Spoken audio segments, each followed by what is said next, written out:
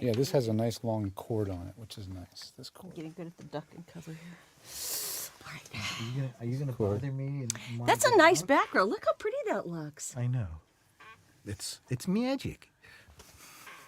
That looks great. I should have worn What? fancy pants. Hey, I was wearing shorts like half an hour ago. Oh, you dressed up for me. Yeah. Okay. No, I just. I just realized There's how Jeff. badly I was man-spreading there. Jeff? Is it Jeff? What's up? Hey there. Hey. Hey, Hi. is this a guest appearance? How's it going? How are you? Jeff's our social media director. Hello, Mr. Jeff. He We're takes. on live Jeff. right now, just letting you know. Like, the mics are hot. Right. We're not live. We gave you live. the We're official Jeff pre-show Holman live. microphone here. I So love it. This is fun. yeah.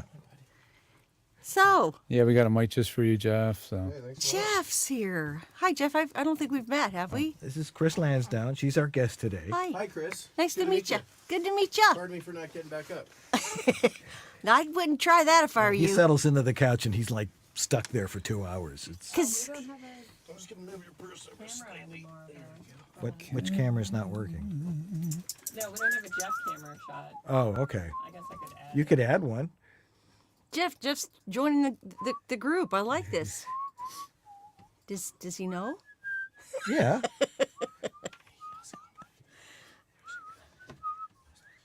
Look at that little dog. He's the sweetest. She's a very sweet dog, Oh my gosh. except with our other dog, who's 'Cause that's a whole- 17. He's 17 and he's like, he sleeps most of the time. he's a joke. That's okay. Yeah.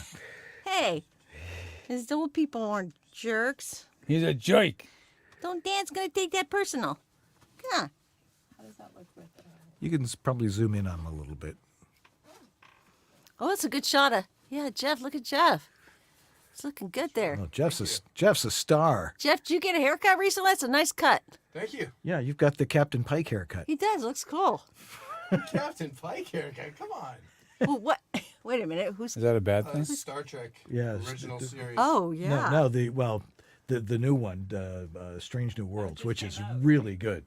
Is it good? Oh, Yeah. okay. Anson Mount is playing Captain Pike.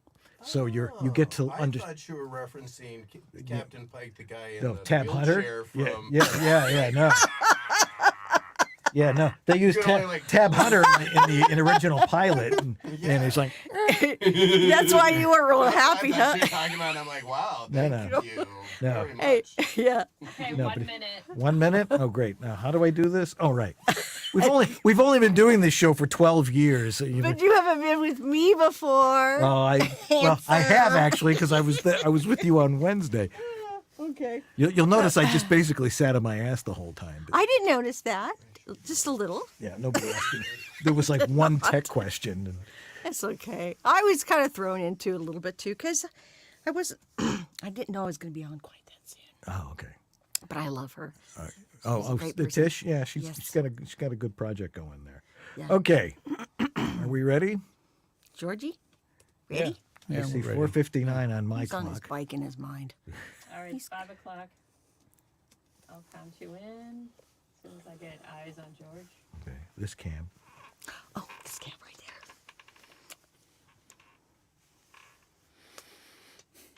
Hey, it's time for Voiceover Body Shop. And tonight we have a very special guest, and we're in studio. Woo! Where there's, Finally. yeah, we've been doing it from remote for years and years now. But our guest tonight is Chris Lansdowne, Chris Anthony Lansdowne. I Thank got you. to make sure I get that Yes, right, so yes. she's not confused with all the other Chris Lansdownes out there. That's right. She was the voice of Barbie. Did you want me to like ta-da? Yeah, there you go. Okay, That makes it a lot no, that easier. was George's part. She He used to was bring her own ta-daing. sound effects. Anyway, if you have a question for Chris, because we're going to talk to her for a bit, and then you get the chance to ask your Yes. questions, just put them in the chat room. And Jeff Holman is right here. Get the shot of Jeff. There's Jeff. Where's the Jeff shot? coming. With a great haircut. Good haircut too. There's the Jeff shot. Boop.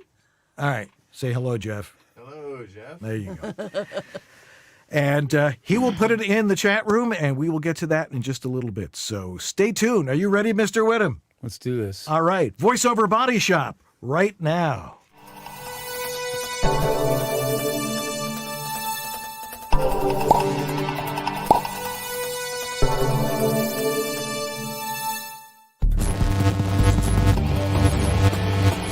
VoiceOver Body Shop is brought to you by VoiceOverEssentials.com, the home of Harlan Hogan's signature products.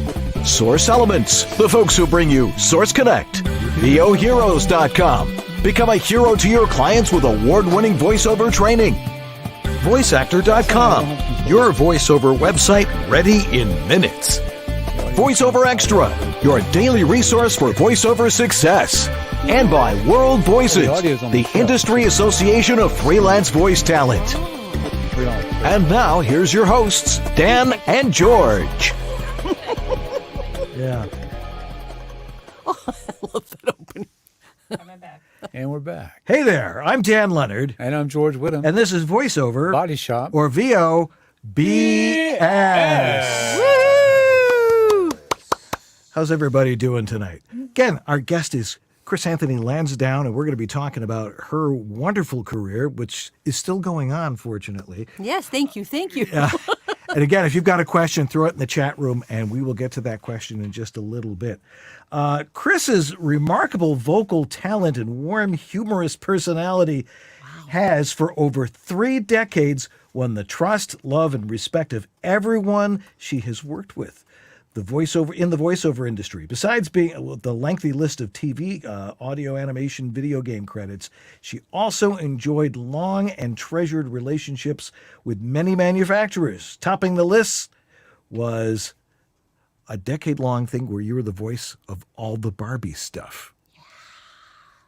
Welcome. Thank you. Thank you for joining us tonight. It's nice. You coming. you don't shake hands anymore. Give me another shake. Watch. That's how you do it. Shake hands. Yeah, that's how they do it in the pictures in the paper. When you give somebody a plaque. Oh, George, fist bump. Yeah, There we go. just cover it all for you, okay? All righty. Well, okay. So you and I, believe it or not, were born 12 days apart. I am 12 days your senior. Wait, that means you're older. That's right, I am. Just checking. My math's not great here. Yeah. Okay, so you're older and wiser. I wish. But I laugh at danger. yeah, but you're from Pennsylvania originally. Yes, I am. Whereabouts in Pennsylvania? I am from a place called Aliquippa, Pennsylvania. Aliquippa is such a fun name. Aliquippa. It sounds like a vegetable tray. We had Susquehanna on the other side. There's a name. Yeah, so I was there till maybe 5 years old, and my dad moved to California for business and took us 5 kids and my mom west. Mm-hmm. And I came out to California when I was 5 years old and have not gone back yet. So I'm a California girl. As they say, it's a great place to be from, isn't it? It is. Why? You from there? Pennsylvania? Huh? I'm not from your hometown, but I am from Pennsylvania. Well, that makes us practically neighbors, doesn't it? Yeah. My great aunt who moved out here in the 50s said the same exact thing. I've never gone back once, and it's a great place to be from. You might be my long lost cousin. He could be a cousin. It's possible. Well, if you want to, do that genealogy thing, whatever you Yeah. It's a big- ancestry it's a big- thing. 23andMe ancestry. Pennsylvania is a big, wide state. Okay, you're hoping you're not related, all right? Anyway, how did you get into showbiz, as we say? Well, I started out in a very kind of a strange little way. In high school, I was in all the plays and the musicals and all the silliness of like the pep rallies. Remember the pep rallies at school? Get you ready for the football games. Oh, I was the school mascot. Maybe I'm related to him. Maybe we're all cousins here. I don't know. That was a blue devil. That was my brother, but that's a whole nother story. Oh, that's fun. Yeah. So you were doing all that. I was doing all that, and whenever they needed a crazy character to be in the pep rallies and the plays and stuff, I signed up because that was where I lived. And I used to just be in all the activities in high school, and then I graduated from high school, and I was going to be a movie star. Get it again? Movie star. Like that. But it didn't turn out to be that way because every time I tried to be glamorous, it didn't work. It was like I knew that wasn't going to be my calling to be a glamorous movie Were you more comedian than glamorous? Yes. I think what originally happened was I was going to pursue a acting career. I had gotten an agent, and she said, "I don't know about you, but we'll find your road, which you should be, where you're strongest." And I actually took a little break, and I decided to travel with my brother to do a road trip, and I demonstrated cookware. Yes. Yeah.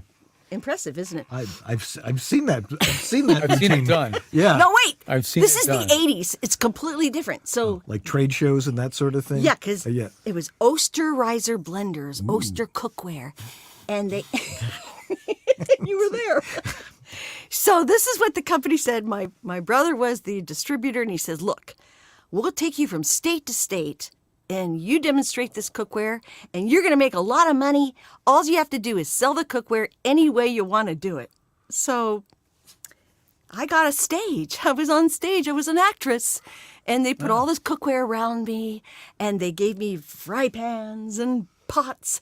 And so I just burned food all day long.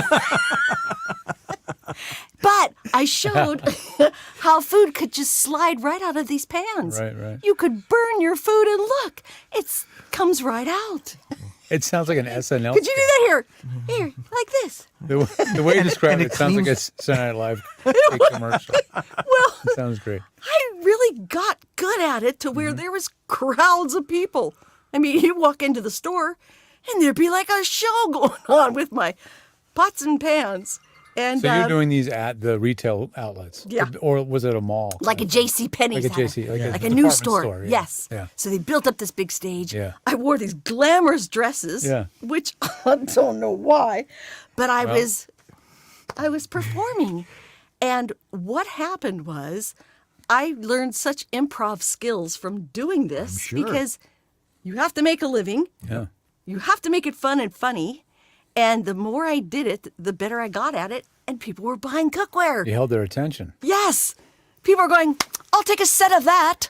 Oh, no, I'll take 2 fry pans. I'll take," it was like, Were you getting a percentage or? I was getting commission. All right. Oh, good. Okay. So I was making good money. And what happened was it caught on, and I went from state to state doing this. And I tell people that want to go into voice acting or acting, boy, learn improv, do it the right way, and do it live with people. That's how you do it. You learn how to use your skills that way. And it was so much fun.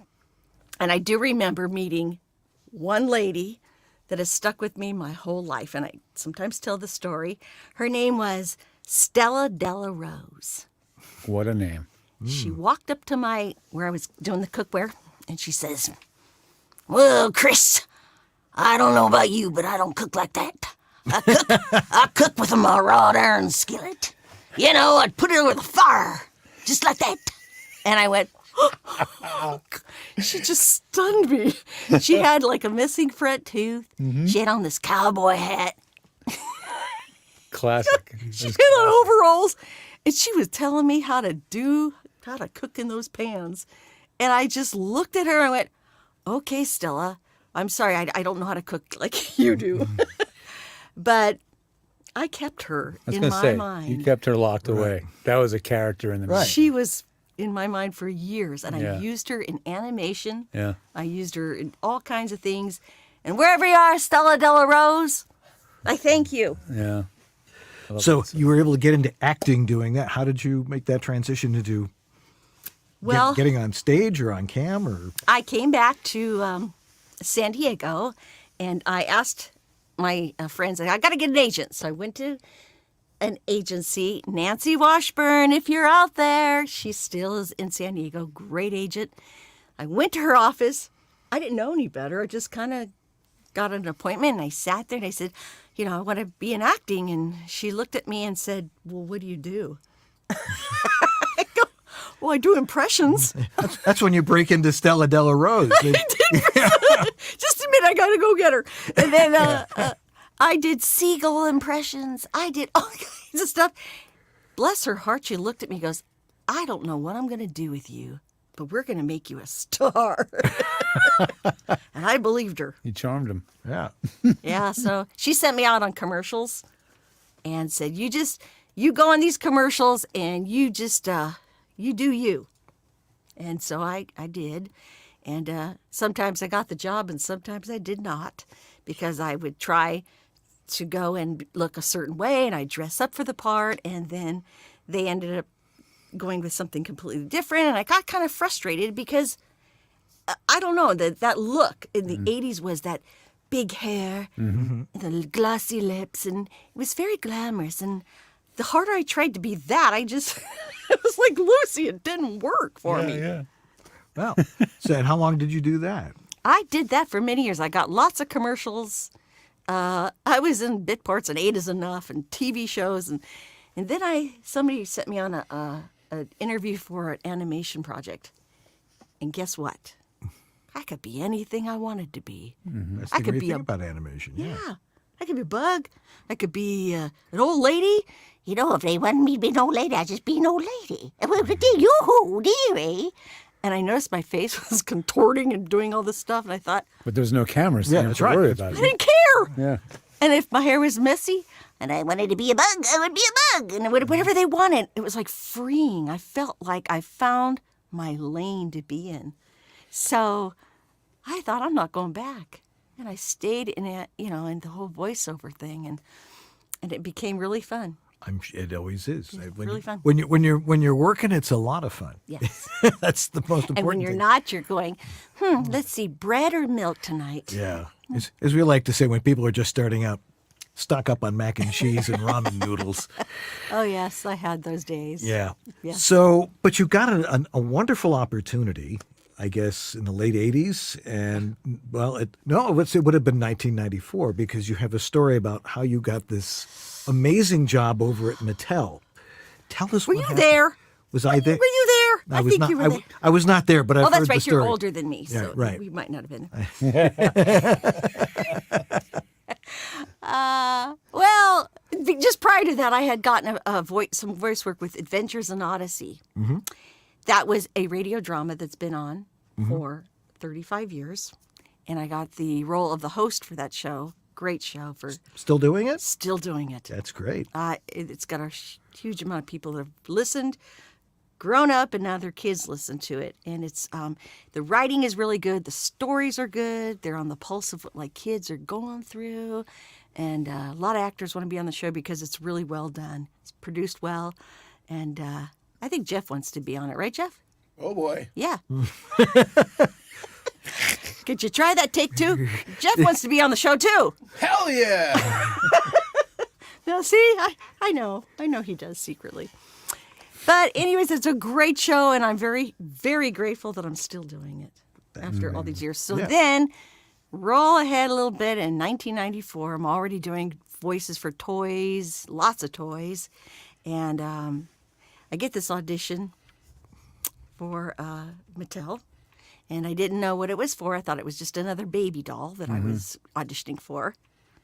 It wasn't just a baby doll. Yeah. Yeah, it was for a another kind of doll. And should I tell how that happened with the Sure, earthquake? go for it. Sure. Okay. So I had an audition for this doll, and which camera am I looking at? This one here? Up high. Actually, here, actually, okay. this one here. Okay. Okay, so I get this audition, right? And the next day, an earthquake happens. 1994, I was in Northridge, California, with my husband and my baby, and all of a sudden, there's an earthquake. And things are flying off the shelves, and, it's craziness. Were you there? No, Where were you? no. Back in PA. Good move. How about you? Where were you? I was in Buffalo, but I remember seeing about it. Okay, all right. How about Jeff? Was Jeff there? No, I was in Denver. It was, Yeah, that's a lonely We quake. all missed it. Bunch of I input. almost moved out a year before. Oh, wow. Yeah, it was intense. And I remember having my husband and my daughter and thinking, wow, this, things are kind of flying off the shelves and it's like the water stops running and it's, I've never been in an earthquake before. Something like that. No, it was crazy. And I remember holding my daughter. I grabbed her out of the crib and it's dark. It's like 4 a.m. and I grab a hold of her And I'm just kind of rocking her back like this, you know, going, it's okay, honey, it's okay. And then I look down and she's upside down. And her head is going, She's having a good old time. Yeah. She has no context for what's going on. She's Wow, a this is the 25-cent ride. Yeah. And I go, oh, I turn her back around. And anyways, it got scary. Yeah. And in my mind, I said, I'm going to call and tell them I'm not coming to my audition. Why in an earthquake would I even care? Right. But El Segundo, where Mattel was, is like 25, 30, 40 minutes away. Yeah. They weren't in the real hub of what was happening. So I just, okay, I'm not going to make it. I'm not coming to my audition. And the director says, well, we really got to get to this project. I'm so sorry you're going through this, but we'll know if you sound right for our doll. Just give me a little something and we'll kind of know. And I went, okay. I remember sitting on the floor and, So you did an audition under the gun on a telephone. on the phone. Just after this. Just freaking- post-earthquake. Yeah. Tremors might even still be coming in.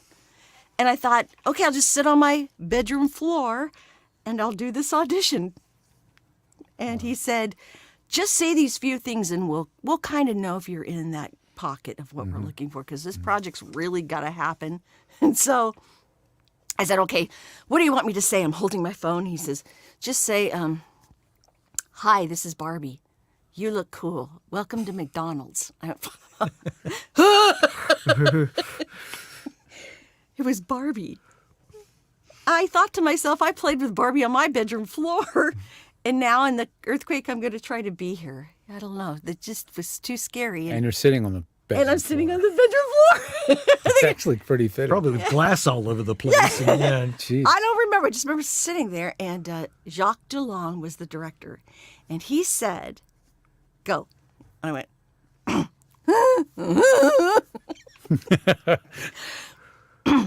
Hi, it's me, Barbie. You look cool. Welcome to McDonald's. and he said nothing. Yeah. Nothing. It was very quiet. And I just kind of sat there and went, oh, well, I'm kind of nervous. Do you want me to do it again? Because I was desperate to do it better. Yeah. And he said, no. Can you possibly come tomorrow down to El Segundo? And I said, okay. Yeah. No running water. Things are still happening. But my husband says, go. I'll take care of everything. Get in the car, just go. And that thing of like, your gut says, I need to do this. So I was able to put on my baseball cap. Didn't do the whole shower and dress up cute and pretty like a little Barbie. I went in as Chrissy. And as I walked into the lobby, this is the old days, so you walk into the lobby, there's a high desk with a receptionist sitting behind the desk. And she looks at me and she goes, are you Chris? I said, mm-hmm. I was so nervous. There was this gigantic Barbie in the lobby, like the movie. She was so big and tall, like an Oscar. And she stood there in her mighty Barbiness. And I looked at her in my baseball cap and I said, I'm going to be your voice. I didn't feel worthy at all. But I thought to myself, okay, I'm here for a reason. Just do what you do. And the receptionist said, would you like to go back with me? I'll take you back. I said, sure. My baseball cap. And she says, be sure and not look at any of the cubicles as you're passing by. Okay. First thing you do when someone says don't look. Because it was the height of Hot Wheels, Transformers. Yeah, they were super hot at that time. Oh, yeah. They were in their cubicles and they were working on their stuff. She goes, don't be kind of rubbernecking and looking at That was stuff. back. They didn't have everybody that walks in the door sign an NDA back then. You just walk through to the design studio, and I'm in my little baseball cap walking through. All these people are in their cubicles. You could see like the toys up on their, it was really cool. Everything wanted to look at what was going on in each cubicle. Yeah. But I stayed straight and I walked back through, and I saw in one little cubicle there was these ladies with Barbie heads, little Barbie heads, like hundreds of them on sticks. And what what they were doing was they were painting their eyes. Oh, This was with their little magnifying glass, and they were painting their eyes. jeez. Because in Barbie's, the white of their eye changes their expression. If you paint it a certain way, she's doing different things. So Right. they had these little things, and I went, oh my gosh, a bunch of Barbie heads are in there. I was so tempted to say something, but I didn't. Yeah. They took me back to the studio. I sat on my stool, just like the setter. And inside the glass were like 6 or 7 suits, all sitting there looking at me, saying, you say you're it, huh? And I go, I really look prettier than this. I do. I didn't look, I had no shower to take. So I was just thinking, I sat there. The director said, okay, just do what you did on the phone. And I said, okay. I couldn't remember because I was in shock. Yeah. So I just, hi, it's me, Barbie. And I thought to myself, wait, she needs to be every little girl's best friend. This was the kindest, sweetest Barbie. That was my feeling that I wanted to bring to her instead of being cooler, hipper. I wanted her to be sweet and innocent and somebody that would pick up a doll and play with her and say, this is my friend. So I just kind of thought about it, and I did the words, and again, it was quiet, and nobody said anything. I went, did my best. Quietly in awe, actually. Yeah, that was the best. Were you there? No, it was not. I swear I did. No, they were like thinking like, I think we got it. Yeah. And in slow motion, he goes like this to the talkback button. He goes, hello, Barbie. Ooh. That's a cool moment. Yeah. I'm sure they all Oh my got gosh. chills in their little suits. Hello, you know? Barbie. Are you busy tomorrow? And I went, no, I'm not busy. And from that point on, we did Super Talk Barbie with 100,000 phrases in her. Wow. Yeah. So that was like a time when technology was. Oh, it was mixing Exploding. and matching. Right. It was new. So she would say, let's go to the beach with Ken tomorrow. Oh, I see. Yeah. Let's have pizza with Teresa yesterday. Yes. That one didn't work so well, but yeah. But it was like, man, we were in that studio, and the next day we did Barbie talking watches, Barbie talking skates, Barbie talking register, Barbie talking you name it. Barbie finally had a voice. So up to that point, they didn't have any talking voice. They'd never had a voice for a Barbie. They had like, I think, a workout video. Yeah. They had here and there through the years, just Yeah. sporadic, but they never Yeah. established like a voice for her. Yeah. Okay. And Yeah. so when they picked me, it was like they made her come to life. Yeah. And we spent just weeks and months of just recording Oh my gosh. Yeah. different stuff. It was so exciting because every day I went to, go do teacher Barbie or dentist Barbie, working woman Barbie. Astronaut Barbie. Yeah. Oh, I like Spanish speaking Barbie, which I don't speak Spanish. Oh, That was no sweat there, no pressure there. yeah, they brought in a linguist for that. Did they? Yeah. So they coached you. They And coached they're me. like, we want to get that voice. We want to get your voice. Yes. And we're going to make you sound as Spanish as we can. Oh, he was so good. He walked into the room and they said, "This is your linguist for this doll." He sits down next to me. I laugh to this day. He was a very handsome man. He looked like what is the actor that married Melanie Griffith? Antonio Banderas. Yes. He walked into the room. Live in Silver Lake. He walked into the room, sat down next to me, says, "I'm going to help you speak Spanish." And I went, I bet you are. Could you do that again? How about you? What's your version of that? Okay. Yeah. Wait, there's still Jeff. Jeff, what's your... He's such a geek. Antonio Banderas. Yeah, baby. All right. He was saying, like Barbie had to say, "Como se llama? Como se llama?" He go, you've got to roll your, he was helping me. She says, I love you, and all these things. And he was saying these things, and everybody in the recording booth is going, That's great. it was crazy. Yeah. He inspired you. So how long did you do all this stuff? I mean, it looked like a wide range of products and and games too. And Yeah, we did CD-ROMs, and we did websites. We did everything they could have just dream up. And I think back, there was one doll that stands out in my mind the most, which was Talk With Me Barbie. She was the one who sat at a computer, and when you played with her, she would say every kid's name possible. Her mouth actually moved up and down.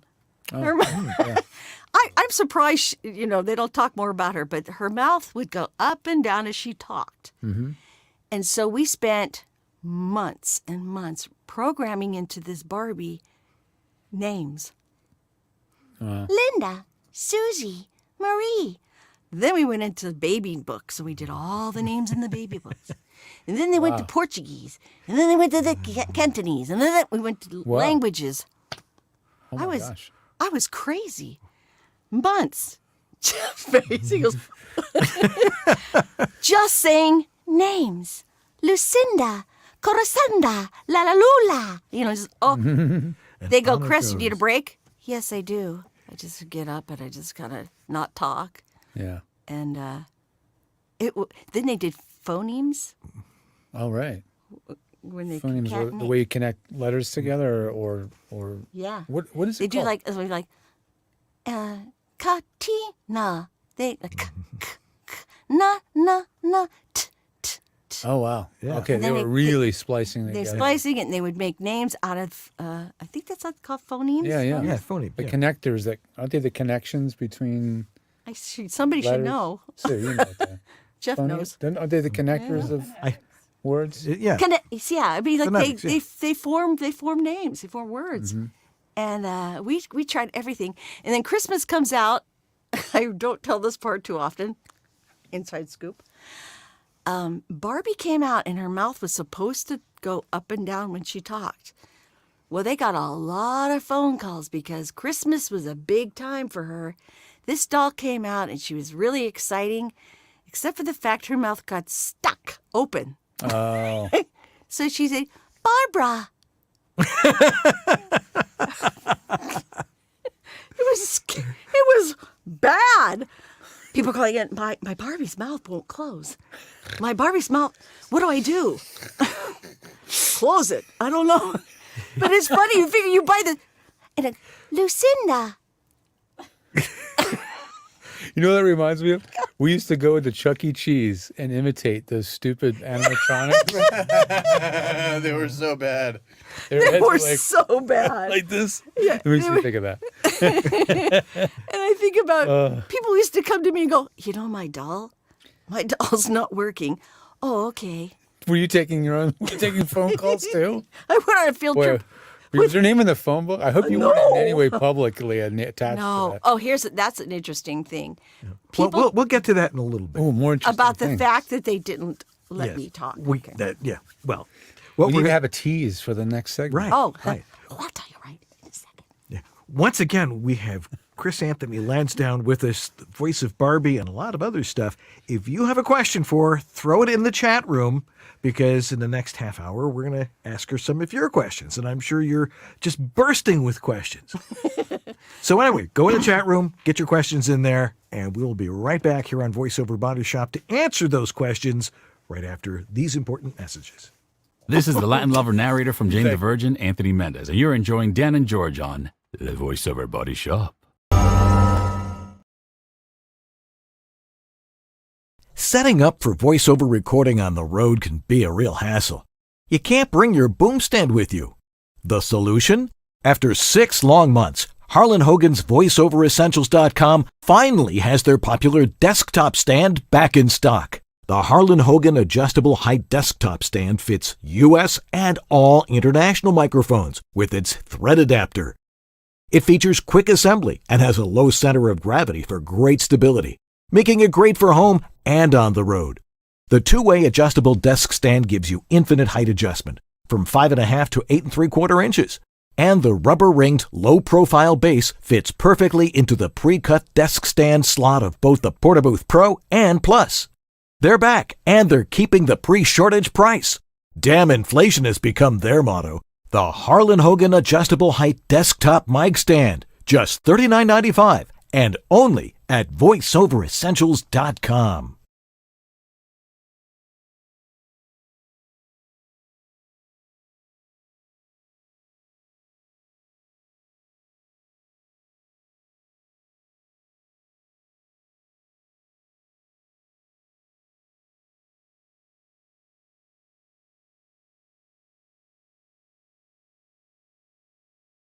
There we go. There we go. There's George.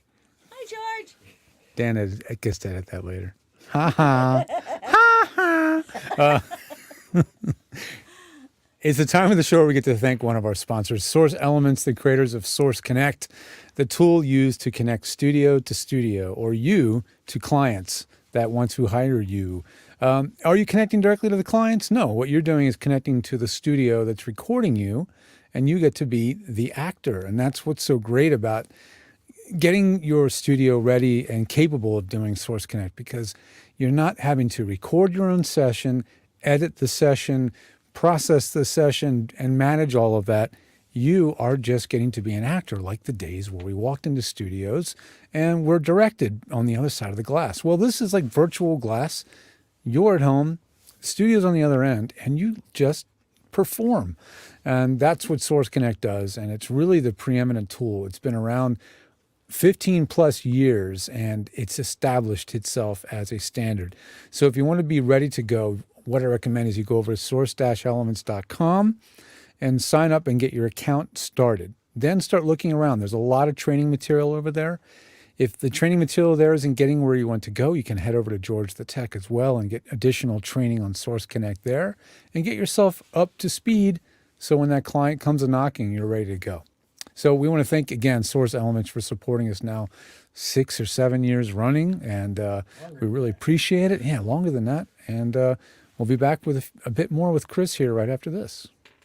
You know, I don't think there have been 2 consecutive letters spoken more often in the last couple of years than AI. And spoken in a very dangerous way because of the danger posed by AI and synthetic media. Voice, face, it's all crazy, right? I think we should have that conversation, but I also think we should have a conversation about how to protect yourself, how to gain knowledge about artificial intelligence and synthetic voices, and also the potential gifts, the potential positives, the potential good things that can happen when you familiarize yourself with what AI is, how it works, and how it can be used. And so I'm going to do that. I've got a new class coming up on the 17th of August. It's going to be absolutely free. It's going to be called Getting Started in VO, Thriving in the AI World. I'd love for you to join me. Go to voheroes.com/go. That's voheroes.com/go. And I'll see you there. This is Bill Ratner, and you're enjoying Voice Over Body Shop with Dan Leonard and George Whittam. VOBS.TV.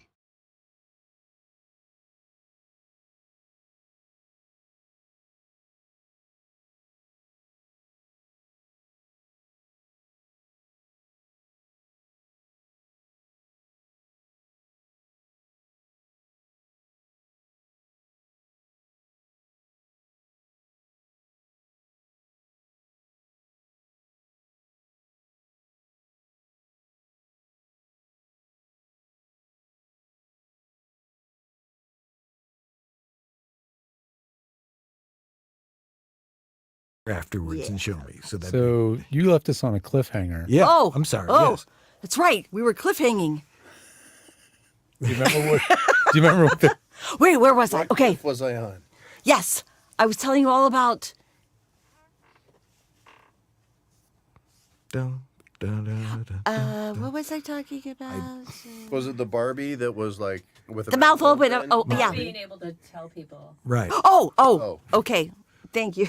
Good job. Really, this is all scripted. We're just good actors and make you think we don't know what we're doing, or I don't remember things. But Just for I comic really, relief. Dan completely remembers where I was, and Jeff over there, he knew line by line what I was saying, and him right here, he knows everything.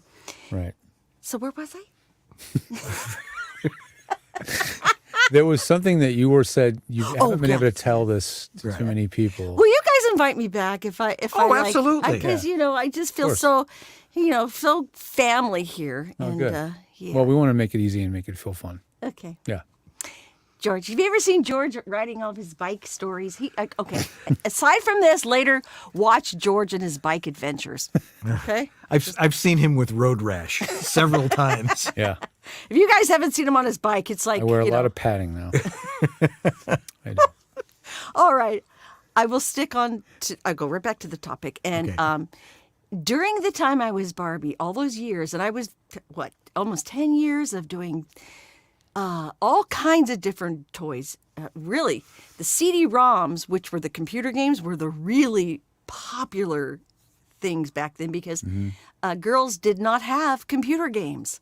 So Mattel was so smart to do this. They made, we did Detective Barbie, we did Barbie Writing Club, Barbie Hairstyler, Barbie Fashion Designer, which was the one that was the big one that broke all records because I'm sure. this year she was inducted into the Video Hall of Fame. Really? Huh? Oh, far out. Pretty impressive, huh? Yeah. I would say so. I'm in the Hall of Fame. How about that? God. That's amazing. George, could you give me a little more to work with here? How about that? So that's incredible. they did. They put it in the Hall of Fame this year, and that was the CD-ROM, which is funny to say CD-ROM. I know. We remember those, don't we? I remember playing games that had 5 or 6 CD-ROMs. Okay. And you had to take disc 1 out, take it out, put disc 4 in now. Yes. You're on the 4th disc of the game. And you'd have disc 1, you'd give it to your friend down the hall in your dorm, and then they would play disc 1. And then we were playing disc 3, and you'd pass down disc 1. That's what I remember of CD-ROM games. Yeah, they were. That was the happening thing, and the fashion designer one that they did induct into the Hall of Fame. It was so cool because girls did not have a computer game. What you did was you go on this CD-ROM and you would design clothes for Barbie. You would design her clothes. She could walk on the screen wearing them, and then they made it possible where you could print it out. You could print out your designs and put it on your Barbie. So your Barbie's wearing your design. Yeah. That was really the cool. coolest. No, that's really cool. And that's a thing now in many, many video games where you design your own players' costumes. Yeah. And it's such a big deal that there is a marketplace of people who design costumes for the characters in the game and sell them on I these didn't even know that. marketplaces. Yeah. That's very cool. The times we live in. Yep. Yeah. And you go into a furniture store, you can see what different fabrics you can put on them and stuff like Yeah. that. It's really cool. I love But did you do that recently? No. You know, No, it's been a few years. I don't know. You guys can't see that's a cool couch over there, but did you pick the color? Because that's a really cool color. I don't remember. Yeah. It was on our porch in Buffalo, and somehow it ended up That out couch here in the came studio. all the way from Buffalo? It did. That's a very cute little couch. It is, and it's very comfortable. It was the great napping because there's enough room for my wife and I both to nap on it. On Sunday. It is very. afternoons. I like the whole bit. I know you guys can't see this. We're just helping you to see it through our descriptions. In your mind's eye. See? Yes. We got a couple of questions here from Yes. our voluminous audience across the globe. Yeah. Starting with Grace Newton. Why don't you take that, George? Grace asks, did you ever see a prototype of the toys before you voiced them? That is probably one of the coolest questions. Grace, where am I talking? Grace. She's a here? big fan. She's been watching. She's over here. She's here. Hey, Grace. Do you know out of all the interviews I've done, people have never asked that? High five. Here, we'll do one for. That was for you. Oh. we are the boy. show, are we? Yeah. So, Professionals. no. Well, I take that back. There was a couple of them where they showed me not quite. They didn't evolve quite to what they were going to look like. All when they were all done. But there was a Barbie head that I remember. On a chopstick? No. She was life-size Barbie head, so it was the size of Dan's head. Say, picture that was the Barbie's Like head. the ones that they would do the hair on? That size? Yeah, like the ones, life-size heads with hair, Mm-hmm. and they would put lipstick in. So you got it's like from right here Like up. a bust. Yeah, the bust. Yeah. Okay, they bring her into the studio and they set her in front of me. Wow. That's one of the rare times they did that. And they said, "Okay, we want you to see what she looks like." So I saw her face with her, pretty little hair, and then I was able to really feel it more when you see something. Yeah. It's like animation when you see the character. Excuse me. But yeah, I got to look at her, and it was really weird because her head was literally the size of mine. So she's sitting here, and as I talked, I'd look at her. I thought, this is kind of like a Twilight Zone. I am talking Barbie, and no, I don't want to do that. But good question. Yeah. That's a great question. Jim McNicholas asks, how long was your NDA to not be able to talk about it? Another great. Who's this? This is Jim Nicholas. Jim Nicholas? Mick Nicholas. Nick Nicholas? Nick Nicholas. Mick Nicholas. Sorry, Jim. We just destroyed your name. Okay. Hi, Jim. Jeff? Jim. Jim. Okay, got that part right. Nick Nicholas. What is it? Nicholas Pickles. Okay. Hi, Jim. Back to you. Oh, my hair got caught. This is what was really the hardest part of my stretch doing Barbie's voice, because when I started, it was just year after year after year of not being able to tell anybody I was Barbie. Year after year. Yeah. So your NDA was basically the product went out, it was in the world, and you still couldn't tell people. Correct. Jeez. How do you like that? Even at cocktail parties and stuff. Well, I sort of. Okay. But you So- couldn't, obviously you couldn't do any other Right. dolls. I had Do interviews and stuff like that. because you tell something like that it gets you more work. That's your body of work. Right. Yeah. Here I am working. I'm like into the 8th year of doing Barbie's voice, and they did not want her to have a face because they wanted the mystique. Barbie's Barbie. There's no girl doing her voice. She's Barbie. And at the time, it was Jill Barad was, I think, the CEO. Forgive me if I messed up her name. She was very serious about Barbie at the time. She said when they had their meetings talking about her, she would take that doll and she would lay her down carefully. It's like this was their baby, and you never go into a session and do things in and say things that Barbie shouldn't be saying. They took her very seriously. Someone records you saying something off color or doing something crazy like that, and it's like you don't do that. You get in big trouble. Yeah, so you took it was very serious, and I really respected my job, and I knew never to go anywhere off. Yeah. So On the straight and narrow. yeah. And there were times where people go, "Oh, have her say this." I went, "No." So what happened was they said you can't. And I had people asking for interviews, and I can't remember what TV show. That mic is slowly dropping in front of Where's the boom ever job? so slowly. I'm watching. It's like peering underneath. And then I'm going like this, and then I'm talking. That's good. Thank you for looking up. I'm just like, it's just so slow. Jeff likes it because he couldn't have to look at my face. He's going, "That's good. Leave it down." I'll just sort of hang out here and be the boom strap here. He's the boom strap. Shaka shaka boom strap. Okay. Shaka. So where was it? Okay. So here's the kicker. Yeah. I hope you wore deodorant because you. Okay. So they said, do not tell people you are Barbie's voice. That was it. He's gonna hit me in the head. I know. No. I got it. I'm We're sorry. professionals. Don't try good, this you're at good, home. you're good. Actually, Jim. you can, but Is it Jim, right? Yeah. Jim. Yeah. I'm going to answer this question. I am. So they would not let me tell people I was Barbie, except for there was times where I snuck in phone calls for little girls that were like sick in the hospital. Oh yeah. Like Make a Wish kind of thing. Yeah, I would call and I would say, You'll get better. Don't worry. Yeah. Or don't worry. You'll be okay. You know, I just Yeah. that was my connection to the world. I couldn't do it that way, so I would do that. And I There was remember no smartphones. It wasn't like you were getting recorded Right. surreptitiously or whatever. And there were kids that would come to my front door, and they would knock on the door, and they'd say, "Can you be Barbie today?" Here I am in my bathrobe, Yeah.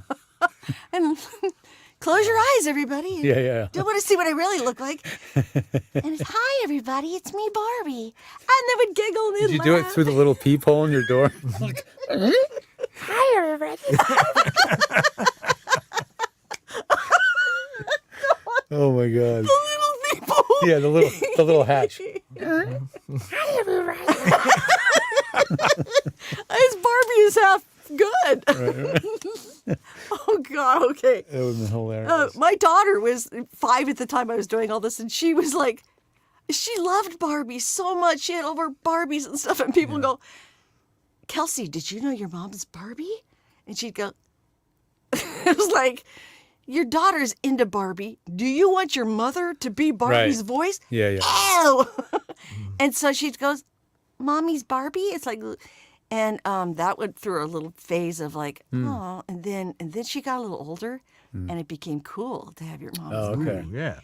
And I'd pick her up from school, and kids would come to the car, and they'd say, "Miss Chris, could you do Barbie for us?" And my daughter would go, "Mom, come on, everybody. Mom's going to do Barbie." Then it became social currency. Cool. That was cool. Cool, Mom. And we'd go on school field trips, and they'd say, "Can Barbie sit next to me?" Because I was the cool mom. And it was so cute. That was the whole phase that we went through. But But you had to wait years for that to happen. yeah, okay, then Toy Story comes out. 90. When did that come out? 98, 99? Did you do Late the voice 20th century. Yes. Yeah. Yeah. Good question, Jeff. Yeah. Well, I had been doing Barbie's voice for years on everything that moved and breathed. Yeah. And Mattel goes, "Guess what? You're going to be in Toy Story." And I went, Awesome. Yeah. "No."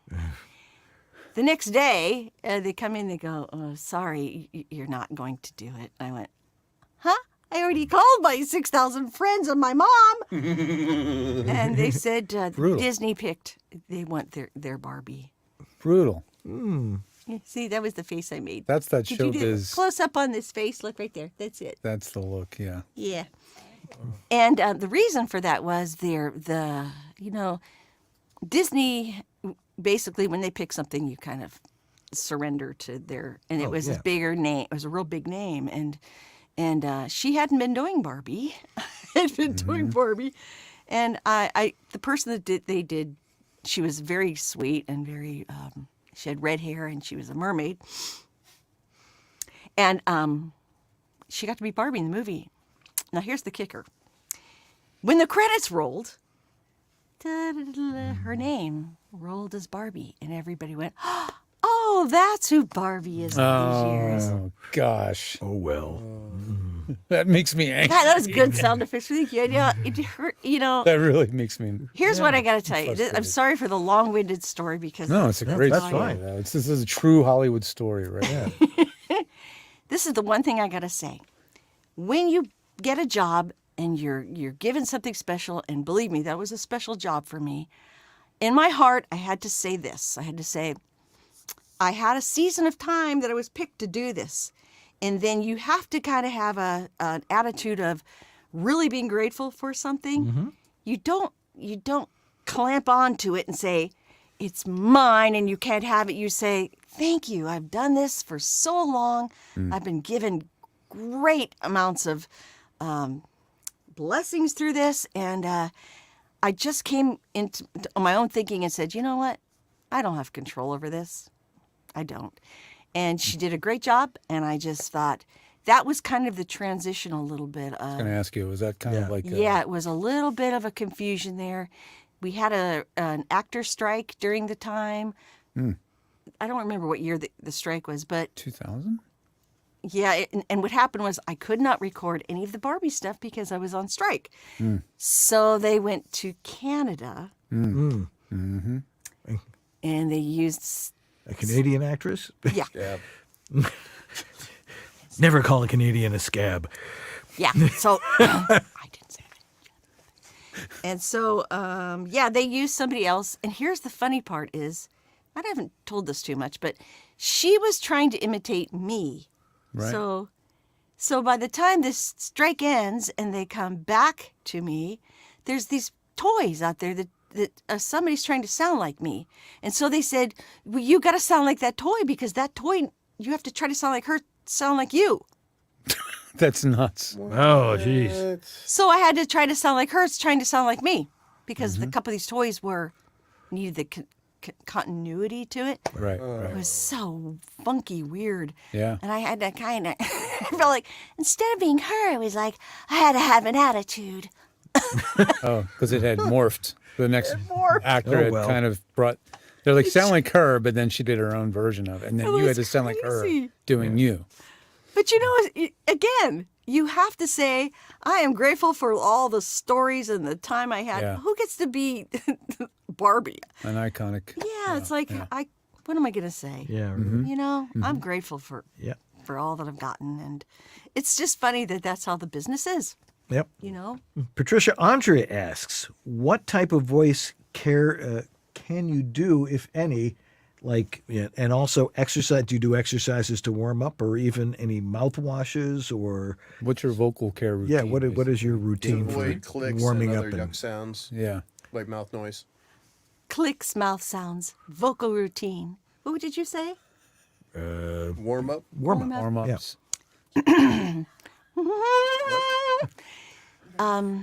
Well, to be honest with you, I do warm up in my car and I do all the mouth stuff. But I got a thing that I do. In my throat, I have certain sounds that I know where to if I'm going to do like a young version of somebody or a little kid or an old lady, way up here is my little kid sound. And I always sing a song. I sing a song. And if I want to do a bug, it's up here too. So I just kind of tighten up and I sing a song. It's a bug, you know, and I do. And then as I lower into my throat, I do that that kind of teenager sound, like kind of Barbie. And I shall sing a song with her. Or then I go a little mother. My mother's a little bit lower, and she's, hi, honey, are you home from school? And she's that warm, caring. And as I go, I know this sounds ridiculous. I'm so No, it sorry. doesn't. We're talking to an audience of voiceover Voice actors. actors. They want to know. And then as I go a little lower, I get her, she's a little bit older, and I use this part of my throat. And she's very sincere. She's someone's grandma, and she knows wise things. But as I go a little lower and I get that kind of, I use those country sounds. Oh, I'm sorry, I probably blew that out. No. But then I always give them a song to sing. And so I find that character and I give them a little song and then It gets you into it. sounds Yeah. so crazy, doesn't it? No, that's acting. Yeah. Look, wait a minute. Give me one character that you do that just completely, someone goes, give me a character like that. Hey, what are you doing over there? Get over here. Hey, Murray, what's happening? Oh my It's a stretch. gosh. It's a stretch. It's convincing. No, that was great. All right, George, don't you have one character in you? I don't know. I got characters. I just bring them out when I need to. I don't do this for a living. I just. Would you remember? I don't know what that was. That's Georgie. Oh, thank you. That was so refreshing to have you guys go there with me. Does Jeff have anything in him? Jeff's got a question. He's got a actually. question. I want Put Jeff on I want cam. Jeff He to gets to ask his question. Jeff! Yeah. How long did it take to record the 100,000 vocabulary? That The one with the names? Yeah. well, you said Oh, the first doll that we did, like the mixing and matching? yeah, you Because- did 100,000. Oh, yeah. vocabulary. Must take freaking years. It took a long time because I remember, we'd go a couple weeks, take a little break because my brain would fry, go in and do another couple weeks. There was one, I believe, took us a year. Wow. I think it was about a complete year. That's incredible. Yeah. So that's Fisher Price. I used to do things for Fisher Price. They're educational toys. There was this one toy called the Power Touch Learning System, and I was that pleasant voice. It says, the red ball can bounce high. The red ball can bounce low. E-learning. 3 years. Yeah. E-learning, yeah. Cool. Well, Chris, it has been fabulous having you with us. Is it done? Yeah, we're done. An hour goes by Like that. that. When, you know, or as one frog said to another while sitting on a lily pad, time sure is fun when you're having flies. Anyway, thanks for being with us tonight. This was so much fun. Thank you. Really great stories. All right. Chris Anthony Lansdowne, voice of Barbie, and lots of other stuff. We'll be right back, and George and I will be wrapping it up right after this. Bye, everybody. You're Bye. still watching VLBS?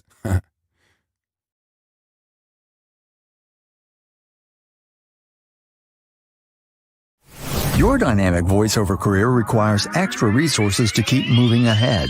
There's one place where you can explore everything the voiceover industry has to offer. That place is voiceoverextra.com. Whether you're just exploring a voiceover career or a seasoned veteran ready to reach that next professional level, stay in touch with market trends, coaching, products, and services while avoiding scams and other pitfalls. VoiceOver Extra has hundreds of articles, free resources, and training that will save you time and help you succeed. Learn from the most respected talents, coaches, and industry insiders when you join the online sessions, bringing you the most current information on topics like audiobooks, auditioning, home studio setup and equipment, marketing, performance techniques, and much more. It's time to hit your one-stop daily resource for voiceover success. Sign up for a free subscription to newsletters and reports. It's all here at voiceoverextra.com. That's voiceoverextra.com.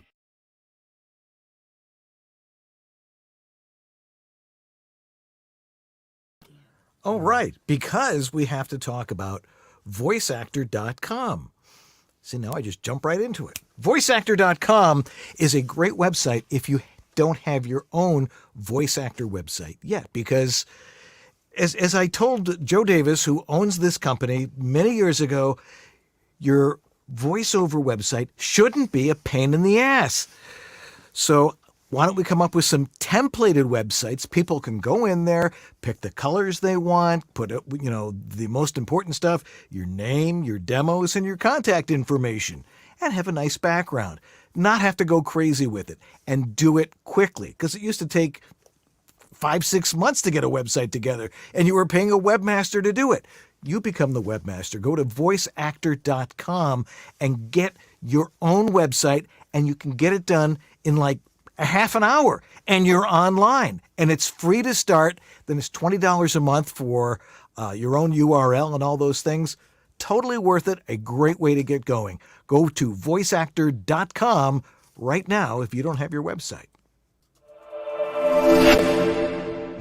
We are the World Voices Organization, also known as WOVO. We're the not-for-profit industry association of freelance voice talent. Voiceover is a complex entrepreneurial business. WOVO is there to promote the professional nature of voice work to the public, to those already established in their voiceover practice, and to those who want to pursue voiceover as a career. Membership benefits include a supportive and creative community, a profile and demos on voiceover.biz, our searchable directory of vetted professional voice talent, our exclusive demo player for your personal website, our mentoring program, business resources, and our video library, our annual WovoCon conference, a fun and educational weekend with other members with the chance to learn and network, webinars and great speakers, and weekly social chats with other members around the world. If your world is voiceover, make WOVO part of it.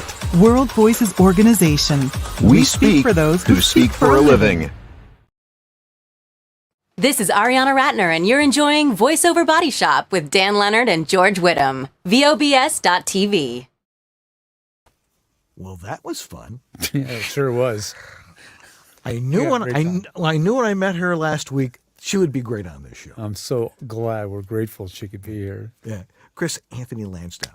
Anyway, next week on this very show, we're going to be having Tech Talk number 108. Yeah. My God, how long have we been doing this? It seems like 108 episodes. Yeah, at least 3. Actually, more like 12. But anyway, so make sure you check that out. Let's see. We have to thank a number of people. Well, actually, before we thank, okay, we need to remember Paul Rubens. Oh, yeah. I know by now everybody's kind of saturated with the news, but that was a major loss. It was. And he was brilliant. He was dealing with cancer in private. Yeah. Nobody knew. Even people that knew him well didn't know. Yeah. I heard him interviewed by Conan O'Brien, a while ago, and they were really close. Yeah. So we have friends that worked with him directly. Yeah. E.G. Daly Yeah. was Dottie, in the Big Adventure movie. Yeah, Lori Allen. Lori Allen worked with him on the live stage show, as Cherry and different characters. Keith Farley's wife, Anne, was a costumer for the show, I think it was. Wow. So many people we know and we've worked with knew him and worked with him. So sad time. He will be missed because he was Mr. definitely Paul Rubens. a one of a kind. Absolutely. Comedian extraordinaire. Yes. Did you know he created that character in 1977? Yeah, I remember. I heard that story. Yeah. Can't believe that. Yeah. Anyway, I missed you. We have a lot of people who donate to the show, and we have to mention their names. We sure do.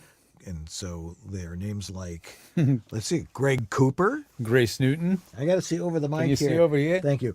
Christopher Epperson. Robert Leadham. Steve Chandler. Casey Clack. Jonathan Grant.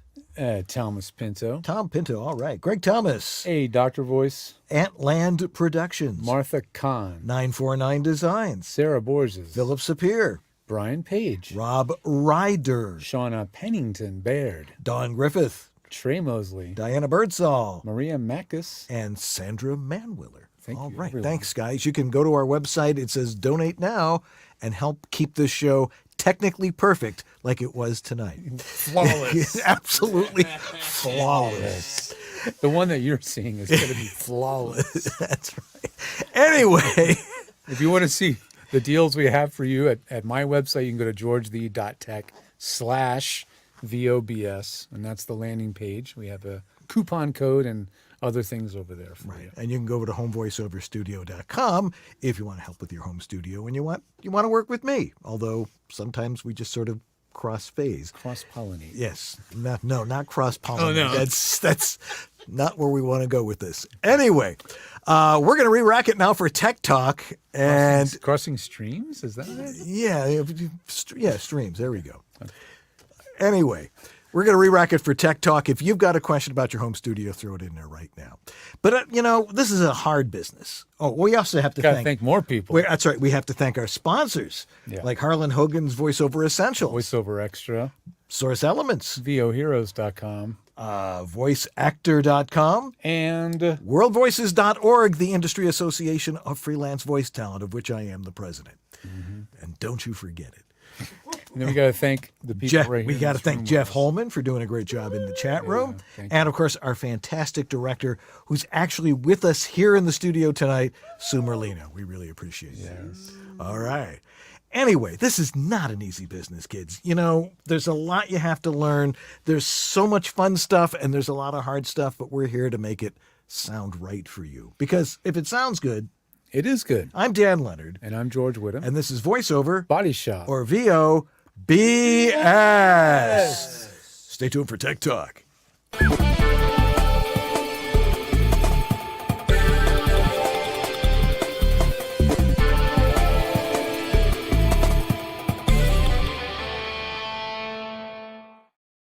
Liner. Would you do a liner? Oh, yeah. What kind of a liner?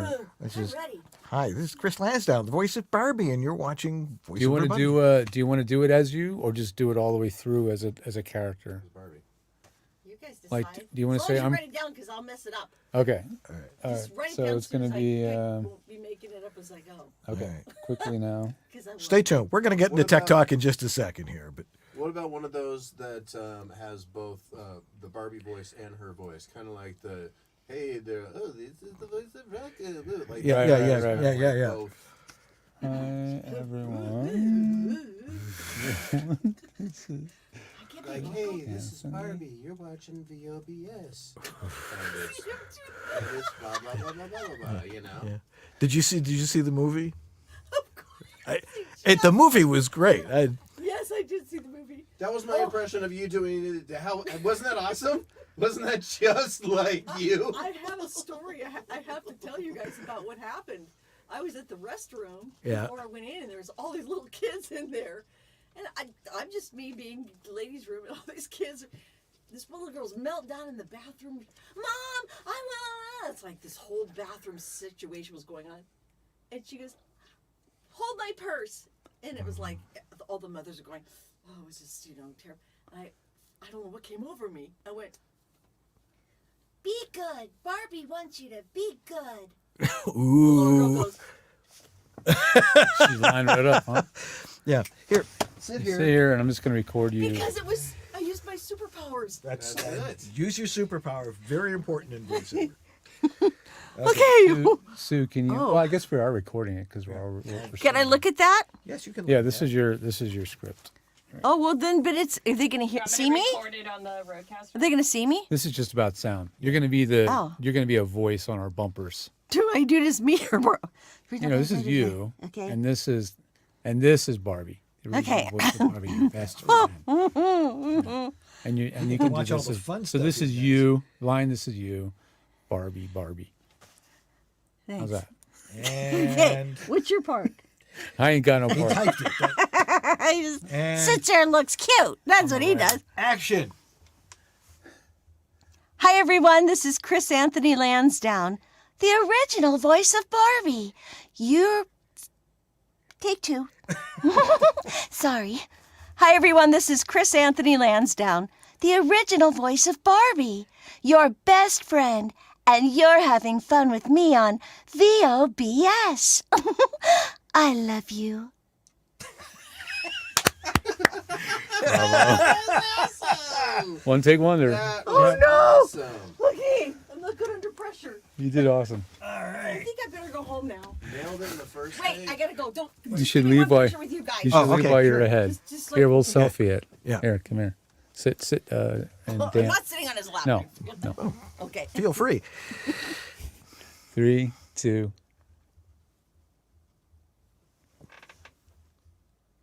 Okay. Thank you for coming. Hi, so nice to meet you. Thanks, Chris. Enjoy the rest of your summer. You guys. Yeah, Stay cool. Thank you. Good to meet you. Be cool or stay cool. Stay cool. Give me Be Georgie. cool. Can I have a little hug on you? Come Oh, on. sure.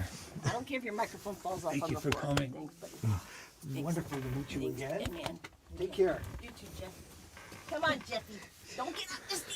Oh. All right, so we're just going to use this camera Okay. All right. because the audio is connected to Okay, it. you guys. All right. Thanks. And that one. Thank you. All righty. Have a great night. Okay. All right. That was fun. It was. I told you it would Yeah, be she was fun. great. Yeah. I know for her the story is super old hat, but I haven't heard it before. And if it's new to us, I heard some of them, but we're probably new to a lot of the audience. So okay. 1 second. All right. Set up. All right. Time for Tech Talk. So if you were watching before, you can stay and ask questions. And ask questions. If you've got a question about your home studio, get it in there. Okay. Are we all set here? She's getting our framing. Let me see if I Get you guys can minimize the boom shadow thing. Let's see if bringing it in closer helps me or makes it worse. Let's see. 1, 2, 3, 4. 1, 2, 3, It's a 4. little bit 1, 2, better. 3, 4. Yeah. That's gonna get a better light or something. Like Well, no, it's a hey, we're doing voiceover. These are voiceover microphones. They happen to cast a shadow. We're still doing a video production. One, Don't argue with me. I got I do the under the mic thing because I don't want to deal with the bumping into the mic and all that stuff. I mean, if we're going to be talking this way, I could put it here, and then there'd be absolutely no shadow. How's that? Well, take a look when see if we get the shot. She's getting the shot set up right now. That works. Yeah. No shadow there. That works. There's no shadows on me. Okay. Let's see how the green screen looks. All right, hold on. Or the thing. The thingy. Thingy. Let's see. Yeah, she was great. Okay. Okay.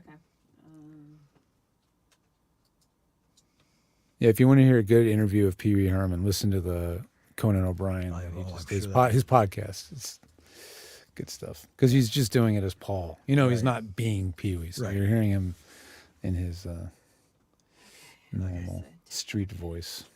All right, ready? I'm all ready. Okay, go for Let's it. do it. Hey, it's time for VoiceOver Body Shop Tech Talk. Tech Talk. Tech Talk. Tech Talk. Tech Talk. Tech Talk. Tech Talk. Tech Talk. Tech Talk. Tech Talk. If you have a question about your home voiceover studio, and you must, because we've been doing this for 12 years and you guys still come up with stuff, all you have to do is put it in the chat room. Jeff Holman is sitting over here, and he is going to relay those questions to us in just a little bit. But George and I have lots of cool stuff to talk about, and like this microphone and a few other things. Yeah, this microphone here, and we'll talk about a little bit more about Whistle. All right. I love talking about Whistle. I love talking about Whistle, and I talk about noises. I have trademarked. We're covering. So be careful how you use it. I use it, and I literally use your name in context every single time. All right. That I use it. Excellent. It's time for VoiceOver Body Shop Tech Talk right now.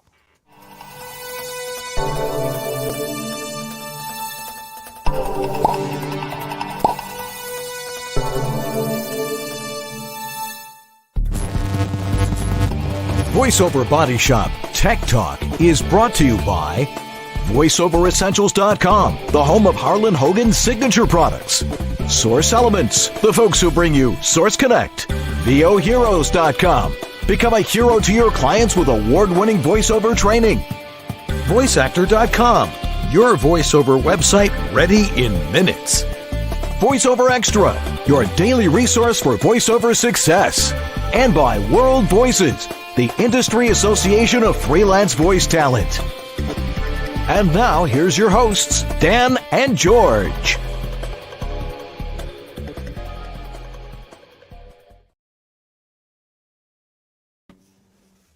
Well, hi there. I'm Dan Leonard. And I'm George Whittam. And this is VoiceOver Body Shop, or VOBS. Tech Talk. Tech Talk. Tech Talk. Tech Talk. Tech Talk. All right. Tech Talk. It's Tech Talk. And we got lots of cool stuff to talk about today or tonight or whatever time you're watching. And hopefully a lot of good questions. Yes. If you've got a question about your home voiceover studio or some piece of technology that you're trying to understand. A new software, a new plugin. Somebody said I should buy this. Oh, yeah. Ask us so we can save you a lot of freaking buy money. that. I worked with a guy today. I bought this new mic because this hotshot guy told me to go buy this mic. I said, why'd you buy it? He said, it's because he told me to buy it. I said, why did he tell you to buy it? He says, because you got to have this mic. I said, how do we know you need that mic? He says, I don't know. Exactly. This happens and we all talked the time. We talked about this last week. Why do you have to have an expensive mic? It doesn't matter. Anyway, as you can probably see and hear, there's a lot that goes on with the misinformation, and sometimes it's people sending you in the wrong direction. They want to send you down a technological rabbit hole because unlike most people in this business, there are a few schmucks, and they're going to do that kind of thing. And there's misinformation, there is confusion, all these sorts of things. If you really want to get it right and not have to worry about your recording studio, your home voiceover studio, because all you really want to do is open the door, walk in there, close the door, hit the button, and do what you do, which is read copy and perform. Yep. You don't want to worry about all the technology. A minimum of distractions. Exactly. Yeah. That's what George and I do. We are home voiceover studio experts. We have built thousands of studios. Every voice is different. Every room is different. Every mic is different, sort of. And every home studio has to be custom designed. So George and I really examine who you are, what your lifestyle is like, your living situation. Your wife doesn't want you using the closet, those sorts of things. Yeah. I ask those kinds of questions. Yeah, you're in the closet. Whose closet is it? That's right. And can you leave your mic set up in there or not? Right, exactly. That's a big deal. It is. It is. Because it's the quietest and it's also the best acoustics are closed. Most people's studios. That's right.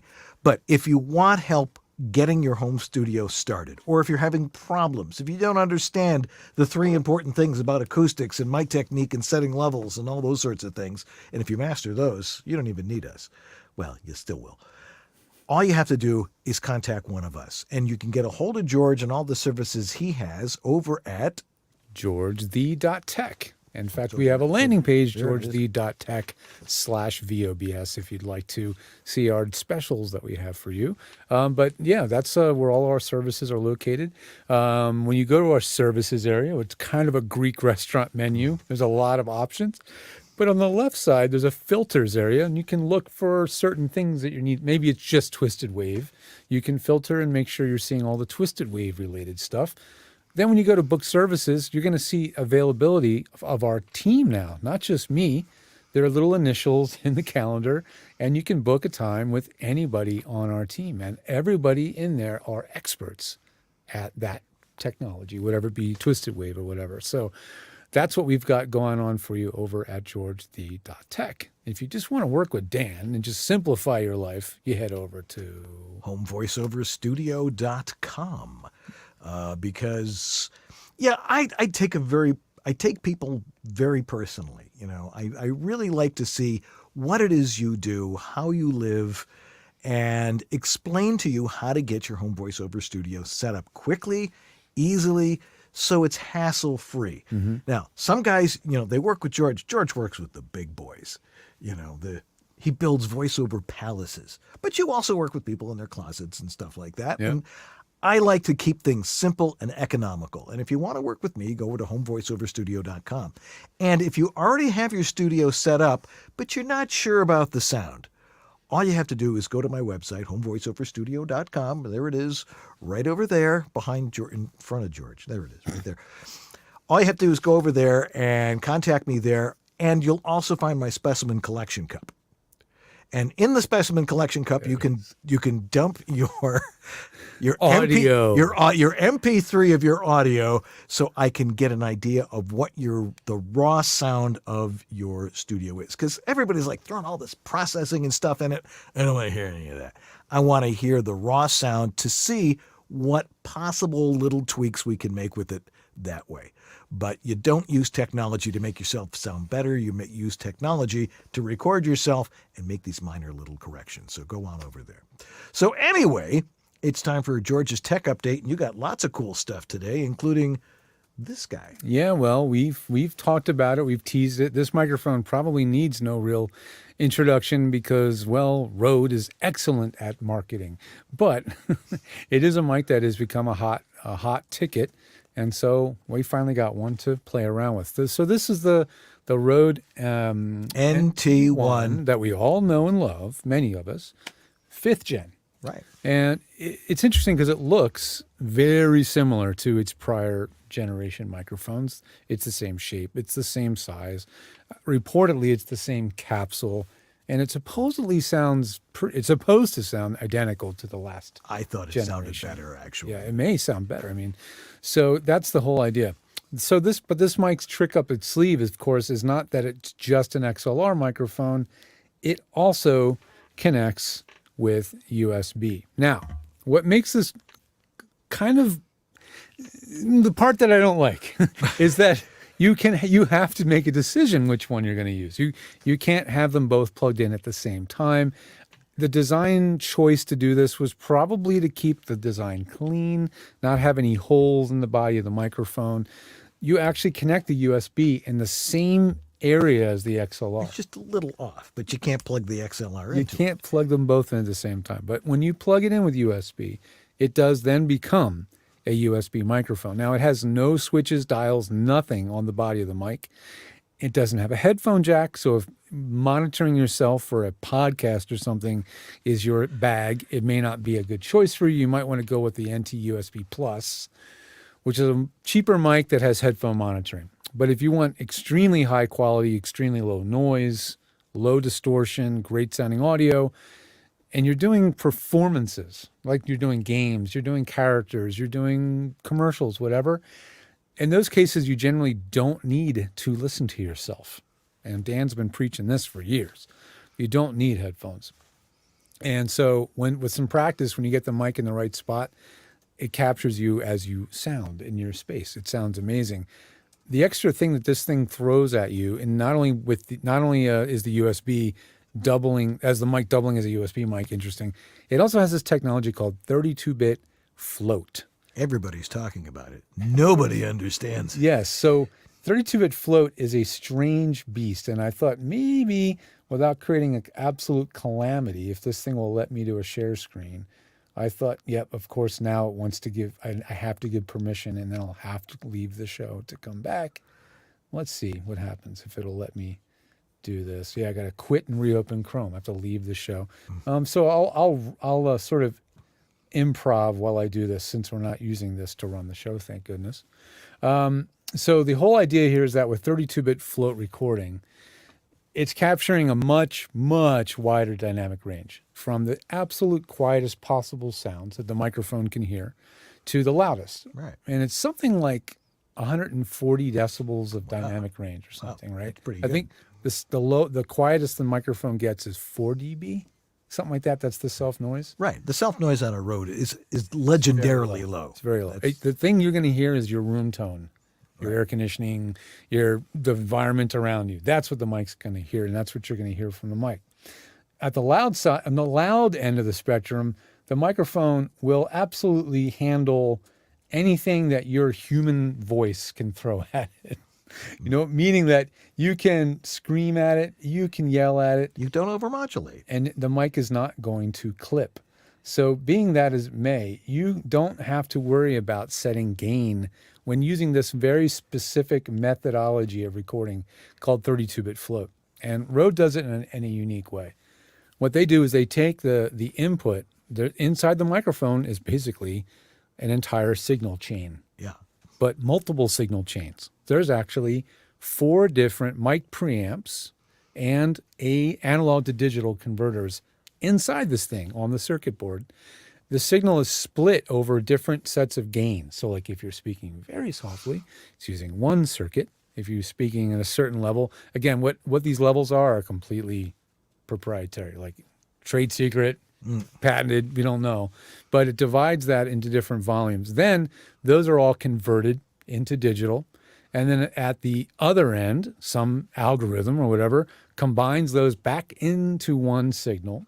And now you have this extremely wide dynamic range that it can capture, free of distortion, free of anything that would get in the way of this quality of the audio. So if I can bring up a tab of the current show we're doing right now, which I am, and I get back into the show here, entering the studio. I am now in the studio. I'm now going to do a screen share screen. I'm going to do the entire screen and do that and do that. Look at that. Hide a bunch of stuff. There's our mixer, all sorts of things you don't want to see. And now we're on the desktop. And so there's a trick here. Now I wanted to show this to you guys too, because so many people are going to buy this mic and then immediately use it wrong. You have to go into, and I'm sorry for Windows folks, I don't know the specifics of the Windows side yet, but on the Mac side, once the microphone's plugged in, which I can't plug in because I'm using it, so I can't show you the demonstration I wanted to show you in the first place. I didn't think of that part. But let's just pretend, for example, the built-in microphone is the device. You'll see there's a thing that says format right there, and it says 31 channel 32-bit float. When you choose the Rode microphone, you have to make sure that it has chosen 32-bit float in this program called Audio MIDI Setup. If you don't do that, it's not actually working in 32-bit float mode, okay? So you get that out of the way. And once that's set, then you just simply record like any other microphone in your DAW. In this case, I'm just going to use Twisted Wave because it's just drop dead simple. And when you make a new file in Twisted Wave, you just make sure here you also choose 32-bit float. Right. Yeah. And now you'll be recording and capturing the entire 32-bit float dynamic range that the microphone has. The party trick that you can do here is you can actually record without any regard to setting gain. And this is the most bizarre thing. You can record with levels pegging off the scale it doesn't matter, because when you're finished, what's actually happened is you've captured a wider dynamic range than your DAW can even capture natively. So it looks like you've gone right off the scale. Or maybe it looks like the levels are really, really low. When you're all finished, you just hit normalize. And this basically throws in the face of everything we have learned about recording, right? Dan and I have been talking about this for years.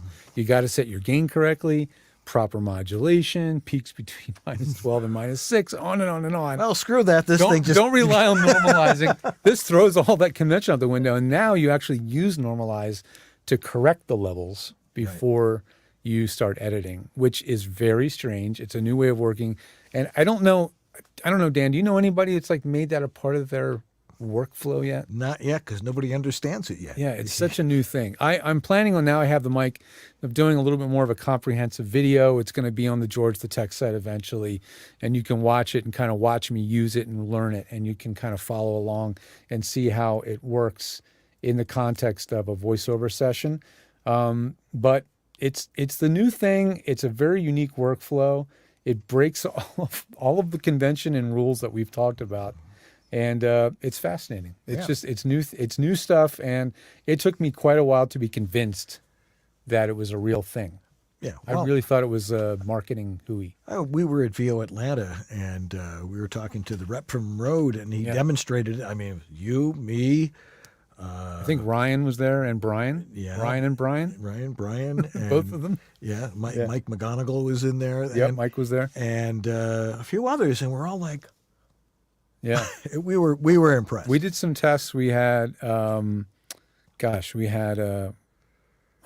come on, George, our friend, the amazing. You're gonna have to edit this out. Fenoy. Oh, Dave Fenoy was there. We had Dave Fenoy there doing video game. What do they call it? Battle chatter. Right. So he was going from really soft and like doing this to like full-on battle cries and screaming, right? And so we had this massive dynamic range, and we were able to capture it without any clipping. It was quite remarkable. I think it's going to be really helpful for people doing the game stuff. Yep. Everybody asks, how do I set the gain when the character goes from very soft to very loud? You set it high for, low for when you're yelling, and you turn it up and you mark it with a Sharpie. I've heard of that. I've heard of people like recording all their loud stuff and then all their soft stuff. Right. With this, you don't have to. No, do the soft stuff first, because you do the loud save stuff. Your voice. Save your voice. Right. A little quieter than loud. Right. But with this, you can basically record it in whatever order you want. Right. You don't have to mess with any gain. So that's the cool thing about it. So because I have this microphone here, I wanted to talk about another thing. We always talk about how with side address studio mics that you talk into the side with the logo. Right? This one here, this is the Mojave. Right. Which side is the logo? Is it facing you? It's facing the logo's facing Dan. That mic over there, the Harlan Hogan VO1A, where you got a sticker on the back, and the logo is facing you, right? Not this mic. And this mic, the Rode NT1, has caused more confusion about mic placement than any other microphone. I've had a few of those this week. Have you not? Do you have. get a sample and it sounds like the mic's backwards? Yeah, Do you ask them if they have a Rode NT1? Right. Exactly. Are you talking into the gold dot? Why am I supposed to? You have to talk into the gold dot. So if I turn this mic around, I'll mute it so it doesn't sound horrendous. You'll see here, there's a gold dot, right? That represents the front of the mic. Do you see how I sound now? Pretty awful. Pretty bad, right? That's the front of the microphone. Now the side facing me now has the brand, the logo, the model, right? And so I was talking about this with a few other guys, and we figured out that this is just Rode's play and making sure the branding is facing the webcam. Brilliant, right? But it's super confusing. So make sure you know what side of the mic you're speaking into. Don't assume it's the branding, because sometimes it ain't. Make sure you know. It's really important. Good to know. Another thing is Dan talks about whistle all the time. What it's supposed to sound like, right? WISTSL. Right. That's how it spells out. So today I was working with a client, and we spent some time because he had just got a brand new mic. It was a 41.6, 416, and we were trying to get the placement right. There's a trick to getting that mic placed correctly. It sounds okay if it's wrong, but it sounds great if you hit the it's sweet right, spot. right. So we spent some time, and we got it in the right spot. He recorded a clip. I said, "You nailed it. That sounds exactly like what it's supposed to sound like." I said, "Save that clip and call it your whistle reference, what it's supposed to sound like." I'd never thought to do this before. You probably have thought of this and thought, why wouldn't you do this? But I never thought of that. And so this is just my takeaway.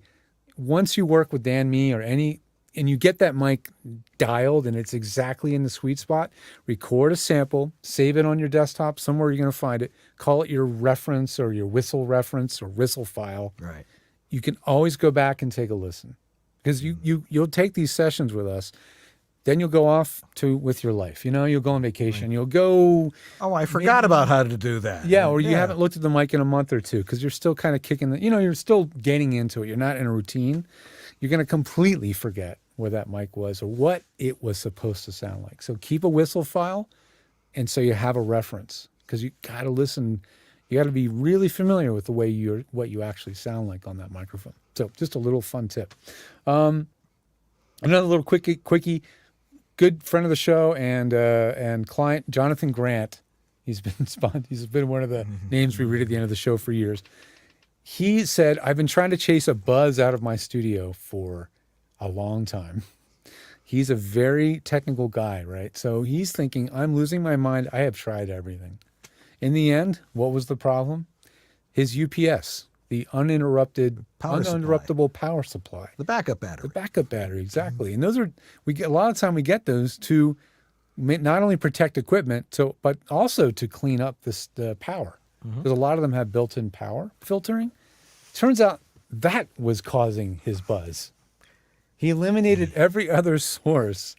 The one thing that you're thinking is the thing that should make things sound better was actually causing him trouble. So if you're in that situation and no matter what you try, you hear a little bit of a zzz in your file and you're going, unplug everything, disconnect that UPS, plug directly into the wall or another power source and check that because that could be your problem. Right. We've always been saying that, if you've got an electrical buzz and you look at what's the frequency of the buzzing, it gives you an idea of what it probably is. Yeah. And it's just when you've illuminated, which he did, he tried cables, microphones, interfaces. He eliminated everything through process elimination.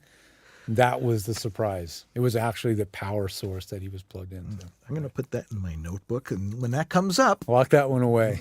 I'll put it in my whistle file. So speaking of noise, you were going to talk weird noises. Yeah. It seems like, people are always calling me and emailing me and saying, I want to help with my home studio. I don't know how to do it. But a lot of times it's something's wrong. Like that T-shirt you have that says, I'm here because you broke something. Oh, I need another one of those shirts. Okay. I'll get you one for your Thanks birthday. for reminding me to put that in my T-shirt store. Okay. It's fascinating the different noises that people have in their studios. Now, there's a difference between physical noise and electronically introduced noise. I could tell this story about when I was doing a radio remote once, and we were right next to a competitor's transmitter, and they were hearing the other station over my microphone, and we could not figure it out. And then we realized there was a grounding issue, the bad cable. And if you got a bad cable, you're going to get RF, especially if you're right next to their transmitter. Oh, yeah. It's going to leak in probably somewhere around here, in fact. Right. Sometimes putting your hand around the bottom of the mic, it goes away. Right. So it's one of those weird things that can happen. If you're going to get a sound like that, or if you hear music or you hear a radio station. Of course, if you can hear the radio station over that, chances are you're being irradiated by an FM signal because you're darn close to the transmitter. Pretty strong transmitter, pretty close to you. Yeah. I mean, the station I used to work for, the transmitter was downtown, and anywhere downtown you would hear that station no matter what you were listening to. You would hear it in your teeth. Yes, exactly. I've never had that happen to me, but I've heard that actually. I've heard. I hear it when people are driving by, going. It's like broadcasting, that you can hear with your teeth. But how do you determine what's wrong when you've got a buzz or a hum or a click? Well, it's amazing. Remember a couple of years ago, there was this thing where there was a sentence that you would listen to, and people were hearing different words. Yeah, it was yes, Yanni, and then the other word was, do you remember? I don't remember. You either heard the phrase Yanni or the name Yanni, or you heard a different name. Right, exactly. People hear things differently, and they describe them differently. So people will say, I got a buzz. Well, they'll send me a file. Right. Well, that's not a buzz, that's a hum. Right. It's not a buzz, it's a hum. Right. Or someone says, I have a hum. And I'll say, no, that's not a hum, that's a buzz. Or that's a click. Or, there's so many different sounds that could be introduced in a home studio because it is literally impossible to soundproof a home voiceover studio unless you invest a tremendous amount of money. Also remember, don't put the cart before the horse. If you haven't booked any work yet, your booth is not your priority. No, soundproofing is not the top priority. No. So you don't need quiet on demand yet. Right. Eventually you will. Eventually. And if you need quiet on demand, chances are you can afford to have quiet on demand. I hope so, yeah. Right. But you've got to determine, is it a physical noise or is it an electronically induced noise? Now, generally, I put on a pair of headphones and I'll listen. I know what airflow sounds like. Mm-hmm. And it's, and it's at a very specific frequency. You might have a whoosh or you might have a low hum. Right. Or a combination of the two. Right. And I'll look at a spectrograph and I can see the different patterns in there. It's like if something's a repeating pattern, it's like, oh, I know that's an air conditioner motor or it's a ceiling fan in the neighbor's living room or something along those lines. You've got to listen and really try and get an idea of what you think it is, or at least train yourself for what is a physical noise and what is an electronically induced noise. So someone says they've got a humming, and I'll listen, and I'm like, well, it's not a humming, it's your air conditioner's on. Mm-hmm. And like, how did that happen? I'm like, there's something wrong with my audio. No, there's something wrong with the studio you're in. Yeah. So be careful with that. And another issue that can come up is that you might be hearing that noise in playback. Right. But it's not in the recording. Right.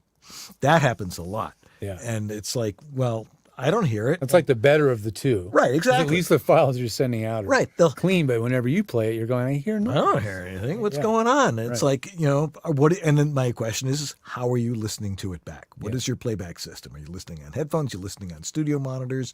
What's your interface? All these questions, because asking questions is how you troubleshoot. Mm-hmm. If not this, then this, then this, then this. And for a lot of people, the only other thing they're going to have to play it back on is probably a phone. That's right. Which is where most auditions are probably listened to on anyway. Right. But so learn the difference between physical noise and electronic noise, and that will help you troubleshoot. But of course, if you can't troubleshoot it yourself, you can get a hold of one of us. We'll figure it out most of the time. We'll sniff out the noise most of the I've been stumped occasionally where I just send it out to a bunch of people and I say, guys, what do you think it is? This is driving me nuts. What do you guys think this is? That's what was happening to Jonathan. Yeah. We need to bring back Bad Audio of the Week. Yeah. Maybe we have to give it a new name so people are more likely to submit their audio files. Let me think. I still like the name Bad Audio of the Week. Yeah. And we had some real fun ones with that. But that was like 10 years ago. I know. But why we stopped it, I don't know.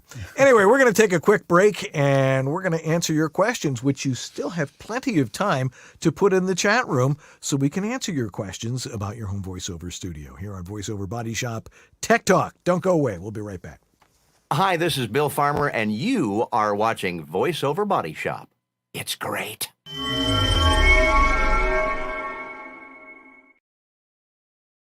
Setting up for voiceover recording on the road can be a real hassle. You can't bring your boom stand with you. The solution? After 6 long months, Harlan Hogan's VoiceOverEssentials.com finally has their popular desktop stand back in stock. The Harlan Hogan adjustable height desktop stand fits US and all international microphones with its thread adapter. It features quick assembly and has a low center of gravity for great stability, making it great for home and on the road. The two-way adjustable desk stand gives you infinite height adjustment from 5.5 to 8.75 inches. And the rubber-ringed, low-profile base fits perfectly into the pre-cut desk stand slot of both the Portabooth Pro and Plus. They're back, and they're keeping the pre-shortage price. Damn inflation has become their motto. The Harlan Hogan Adjustable Height Desktop Mic Stand, just $39.95, and only at VoiceOverEssentials.com.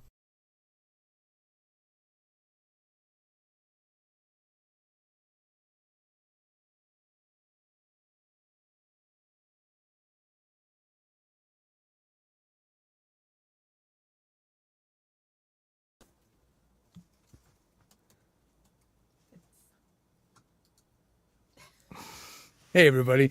Time to thank our lovely sponsors, Source Elements, because they have supported us for so many years. And why are they able to support us? Well, because they make the preeminent software for connecting studio to studio for audio, and that's Source Connect. It's really we use this word a lot. It gets overused, but the phrase industry standard, it's hard to overuse it when we talk Source Connect because it has been there since the days of ISDN, and it lived when ISDN died. Because whenever we moved home, when we moved back into home studios, even the producers moved into home studios during the pandemic. Guess what they couldn't get at home? ISDN, but they could get Source Connect. So Source Connect is absolutely the big dog, and you really want to make sure you're familiar with it, know how to use it, and just, at least at the very basic, have it functional on your computer because you want to be ready when that session comes up or that opportunity arises. To do that, first, go to source-elements.com and get your account set up over there. They have a tremendous amount of free learning content to get you going. And after you do that, they will even help evaluate your audio if you sign up for a subscription. So get the subscription going because now you're going to get their full-blown support to handhold you through even checking out your studio. It's really a great service. Their service has gone way up in the last few years. So anyway, head over to source-elements.com, get your account, become familiar, be Source Connect ready for that big gig that might come down the pipe. Thanks so much for your support, Source Elements, and we'll be back after a couple more spots. I don't think there have been two consecutive letters spoken more often in the last couple of years than AI, and spoken in a very dangerous way because of the danger posed by AI and synthetic media. Voice, face, it's all crazy, right? I think we should have that conversation, but I also think we should have a conversation about how to protect yourself, how to gain knowledge about artificial intelligence and synthetic voices, and also the potential gifts, the potential positives, the potential good things that can happen when you familiarize yourself with what AI is, how it works, and how it can be used. And so I'm going to do that. I've got a new class coming up on the 17th of August. It's going to be absolutely free. It's going to be called Getting Started in VO, Thriving in the AI World. I'd love for you to join me. Go to voheroes.com/go. That's voheroes.com/go. And I'll see you there. This is Bill Ratner, and you're enjoying Voice Over Body Shop with Dan Leonard and George Whittam. VOBS.TV. And we're back. Yes, we is. To answer your questions, which you still have plenty of time to put into the chat room, and Jeff Holman will get it to us. So that's right. Let's go to the first question from Justin Ramos. Go for it. All right. Thanks for the question on YouTube, Justin. I moved into a new place, and the house has a floor crawl space. So the floor is hollow. Right in the closet, I was going to set up my booth. So, there must be a hatch. The hatch in the floor in the booth. It's a full 2 feet below. Should I avoid that closet and do a different room? Well, the thing is, the only way to answer that question would be to know what the other rooms are. Yeah. You obviously picked that closet for a reason. It must be let's assume it's the quietest closet in the house. Yeah, hopefully an interior closet with no exterior walls, that sort of thing. Exactly. And if that's why you picked it, then it's probably still the best closet to use in the house. In terms of the crawl space, I would just put a heavy floor mat over the whole thing and just cover the whole thing. How often do you have to go down there? Hopefully not very often. Honey, the pilot light went out. If that happens to you, sorry. If you got to go in the crawl space. But if you don't have to go in there maybe more than once a year, yeah, just cover the whole thing with like a nice heavy rubberized floor mat, and then throw a rug over it or something. That should dampen it. Yeah, yeah, you'll be fine. I wouldn't do anything more than that. Again, if that is the best option for you, treat it that way, and you'll be fine. I mean, if you've got a room that's just as good, consider it, but we can't recommend changing rooms unless you truly have a far better option in your home, Good question, though. All right. Next one's Patricia. Yes, who always has a good question. Mm-hmm. She says, please cover the nose thunk thing that sound like a tiny tweak or squeaky. I see clearly when editing. What's best to avoid? That happens to me a lot. Yeah. Okay. For some people, it's real prominent. Yeah. Like if you squeal an S and it overmodulates or something like that. That's why a spectrogram is really cool, because you can see these things and you can just highlight it and hit, silence, and it creates a nice crossover. You don't even know it was there. Do you like to use the silence in SpectroView or Auto Heal? I use Auto Heal most of the time. Okay. But Auto Heal is kind of limited because it has to be in a certain space. It can't be really long, like a half second or something like that. But it takes out those thumps. Now, what are those thumps? I've heard, rhino-otolaryngologists. Remember that word from Joel Bernstein? On the show, yeah. Yeah. What is a rhino-otolaryngologist? It's an ear, nose, and throat doctor. Right. Anyway, I said, what causes that? And I've heard a billion different things. What causes it? The best one I heard was, it is literally a sonic boom, because what happens is it only happens when you are exhaling while you're talking. Because you're... Wait a minute. Exhaling while you're talking. Isn't that what you normally do? But sort of. But at the end of a sentence, sometimes, a little air leaks out? A little air leaks out, and that's what you get, a thump or a squeak or something along those lines. Is it happening, though, up here? No, it's happening in here. It's happening here. It's happening in your sinuses. Yeah. Usually, what's that area called? Your septum. It's right in that area there. And, your air is moving through there very, very rapidly, and it can cause thumps and squeaks and stuff like that. How do you get rid of them? One, relax. Learn when you make those noises. And, I can hear myself doing it now. Recognize the sound. Recognize what it feels like. Right.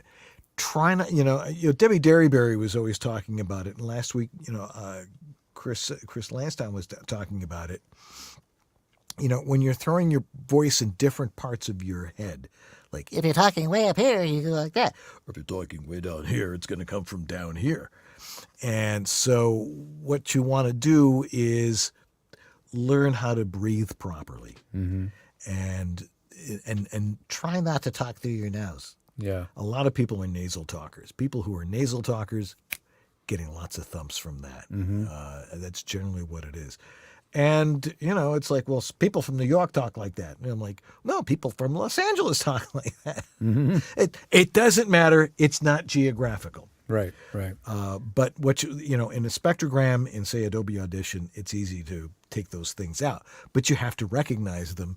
Yeah. And recognize the pattern of what it is, and then take it out of it. They have not figured out, and I think it's only a matter of time before they do some kind of smart AI type filter that can recognize those things and remove them to some degree. Right. But there's nothing yet. There's not a declicker that can remove those. Right. Well, you can train these things. Can you? It's like take a sound sample and then remove that thing throughout.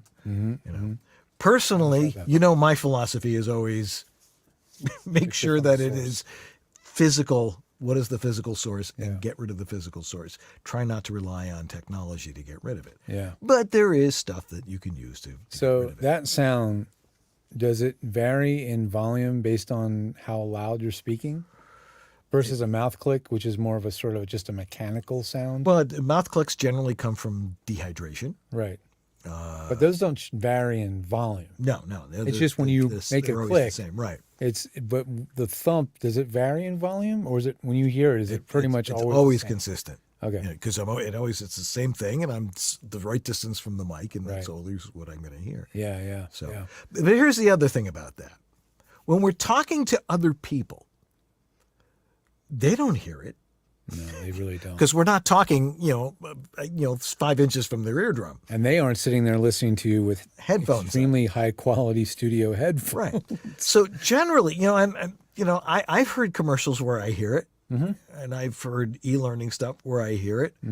Don't concern yourself too much unless it's really, really prominent. Some people. If somebody else listens to that sample, and the first thing they say was, "What was that noise?" Right. Then maybe it's something to worry about. If Right. they listen to the take or the whatever it is and go, "I didn't hear anything," and you go, "Well, I heard it and it happens at 1 minute," and then it's probably not something to be too concerned about. Right, exactly. Same with mouth noises and other little human flaws.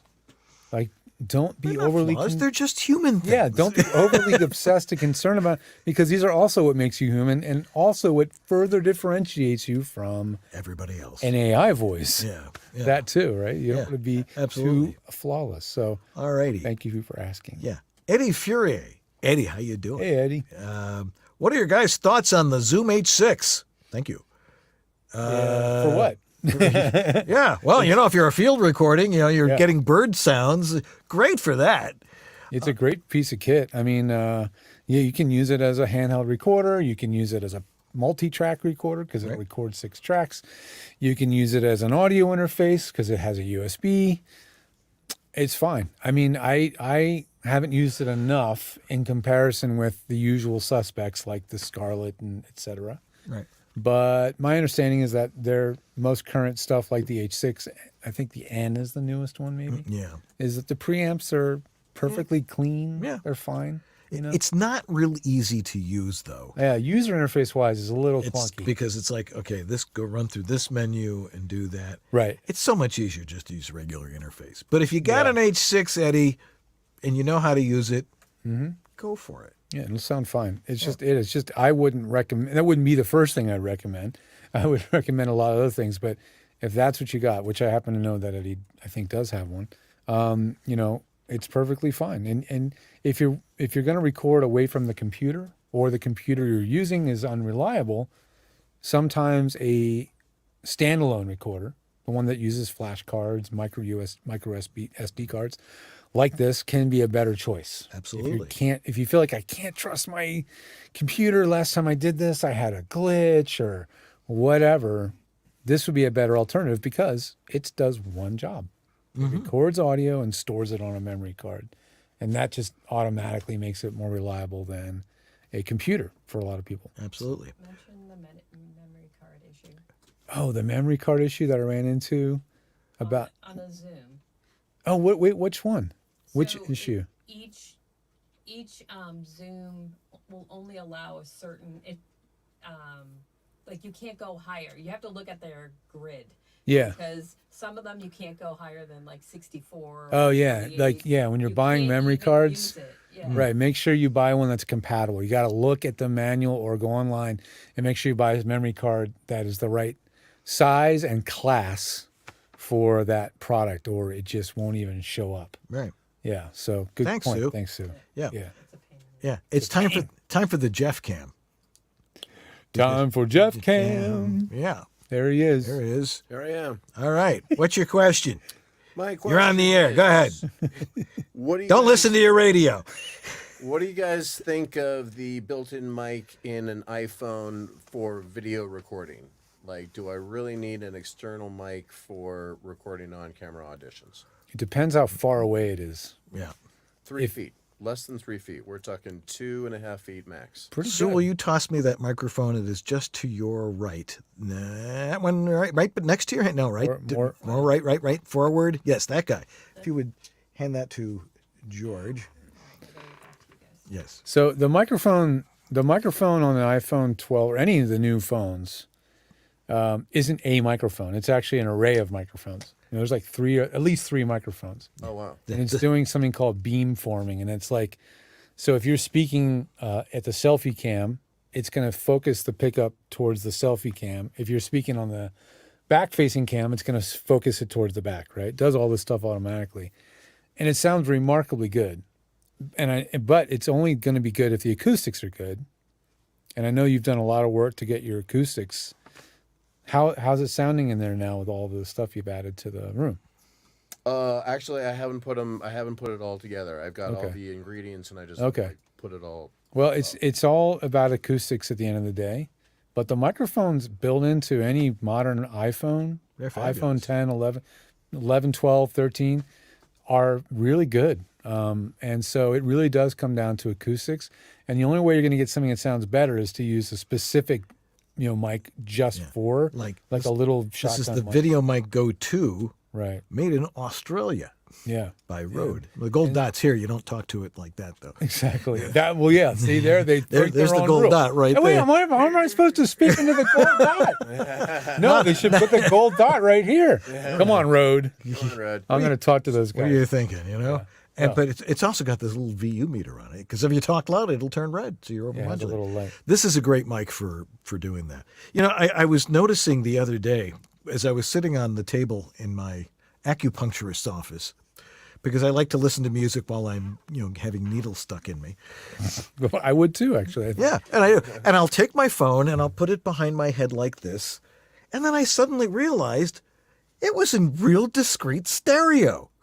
Oh, yeah. The sound on these things is fabulous. I know, it's mind-blowing. My girlfriend's got the 13 Pro Max, and she'll be just watching a video of her on the couch, and I'll be like, holy cow, that sounds amazing. I'm on the 11, and it's fine. Yeah. But she plays it on hers, and it's like a whole different ball. It's like unbelievable. And then the stereo is amazing. It even has like a spatial sound. Absolutely. And you're going how does it sound like that coming out of a phone? It's pretty mind-blowing. I'm pretty amazed. So does that answer your question? Follow-up question to that.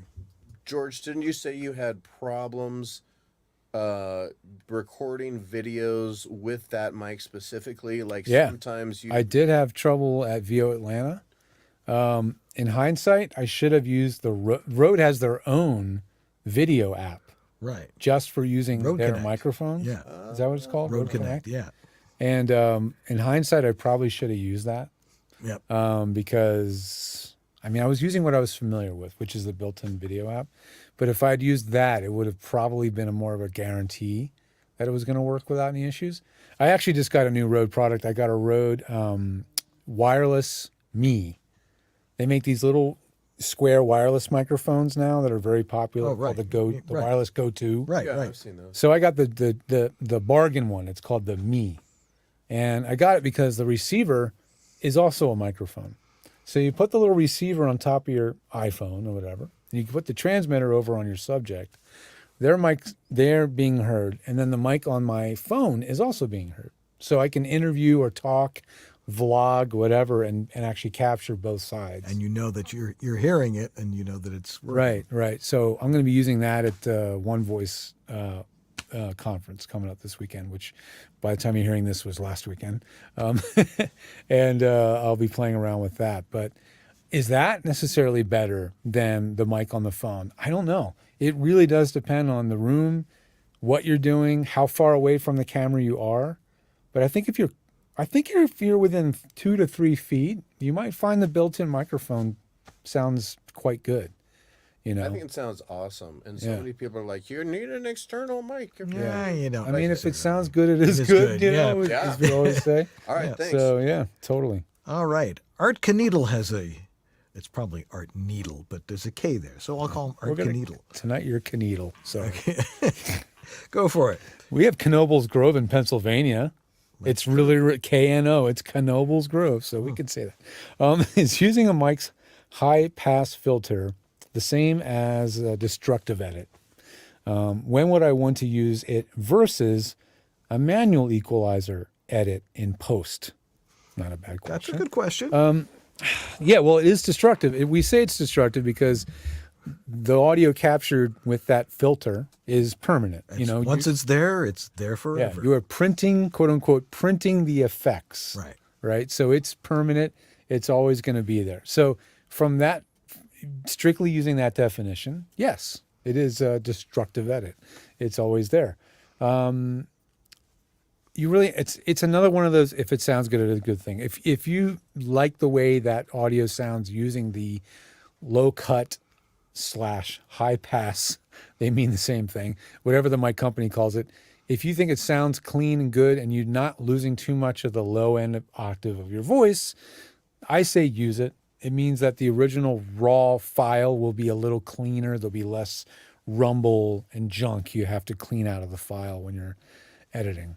If you want to have a little bit more granular control, really get into it, then turn off that high pass filter and then use a software one where you can very finely tune it and dial it in to fit your voice. Then you have a non-destructive process. Right. And you use a high pass filter if you've got like a below 80 hertz rumble, which most air conditioning and stuff is. If you're in an apartment building, guarantee you got some of that stuff. It's amazing how much that'll reduce your noise floor though, without affecting your voice. That's right. A lot of that, when you hit play and you see the VU meter blah, blah, bouncing around in the room tone, most of the time it's mostly low end noise that's giving you a tremendously high meter reading. So when somebody sends me a sound for a sound check, if I see like -50, -45 on the room tone, first thing I'll do is actually apply a low cut and just see, did the level drop precipitously? Right. Sometimes it does. Sometimes it drops like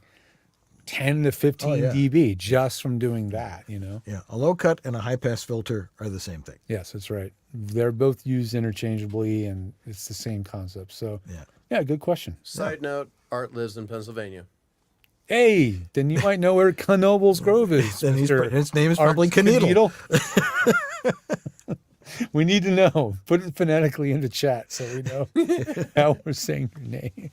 Is this the last one? It is. The last one. Ellen C. says, I just bought the Rode NT1 5th Gen.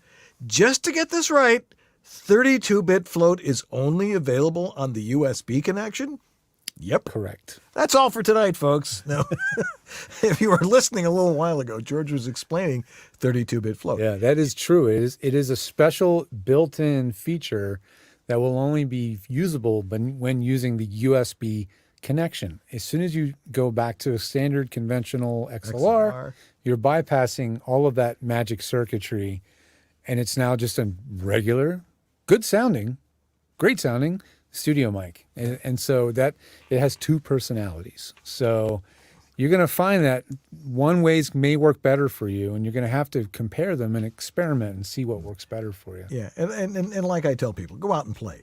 Play with it. See what it does. You're not going to break anything. No, of course not. You're not going to break anything. Just experiment, test. Yeah, Rode put a lot of time, effort, and money into, God, I can't imagine what the circuits in there look like, because they must have shoved all sorts of stuff in there. If it's got different preamps and a DAC, AD converters and all that stuff. And yeah, what they didn't put in there is probably even more interesting. There is not a headphone amp, or any knobs or any other jacks. So they chose that for various reasons. Maybe to keep the cost down, maybe to keep the signal path as clean as possible, whatever the reason is. But all that is going on inside a little circuit board inside the microphone. Amazing. So good question too. We've got a lot of good questions tonight. Lots of good questions. You can tell a lot of these folks listen every week, so they're trying to come up with something new, which is great. Yeah. We are not getting the same questions. That's over what we like. and over.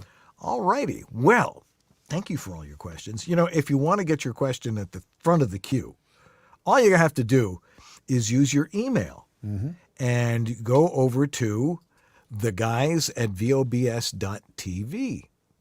That's the email address for us. If you email us a question on a Tuesday after we've done the show on a Monday, it will be on next week. It's going to be a little while, but we'll get to it. Yeah.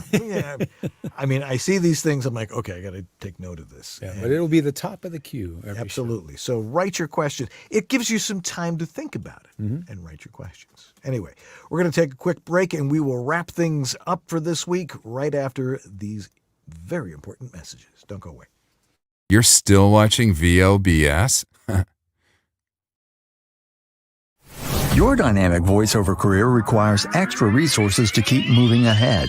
There's one place where you can explore everything the voiceover industry has to offer. That place is voiceoverextra.com. Whether you're just exploring a voiceover career or a seasoned veteran ready to reach that next professional level, stay in touch with market trends, coaching, products, and services while avoiding scams and other pitfalls. VoiceOver Extra has hundreds of articles, free resources, and training that will save you time and help you succeed.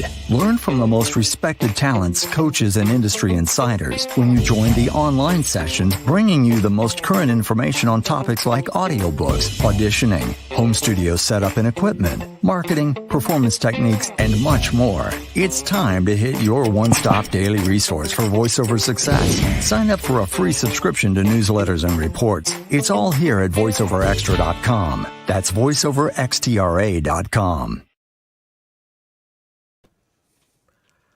You know, you have to have a website. You know, as at World Voices, one of the qualifications to be a professional member is you have to have a web footprint. That means you don't have everybody can have a LinkedIn page and a Facebook page. If you're marketing yourself using those, you're sort of missing the point. Your voice actor website is your calling card, your business card. You know, I have business cards, and there's, and I can actually use it in case my mustache falls off. But you have to have a website. But it's a pain in the butt to get a website, especially if you don't know how to do HTML and all this other stuff. The folks over at voiceactorwebsites.com have a new website. It's voiceactor.com. And it's templated websites. You go in there. All you have to do is pick the right backgrounds. They've got a bunch of new templates. Joe's always telling me, we got new templates. They're great. You got to check them out. All you have to do is pick a good template, put your name in there, follow some very easy menus, and you've got a website like that, and like in half an hour. So if you need a website, which if you're a voice actor, you do, and you don't have one yet, go to voiceactor.com and get yours right now within the next half hour.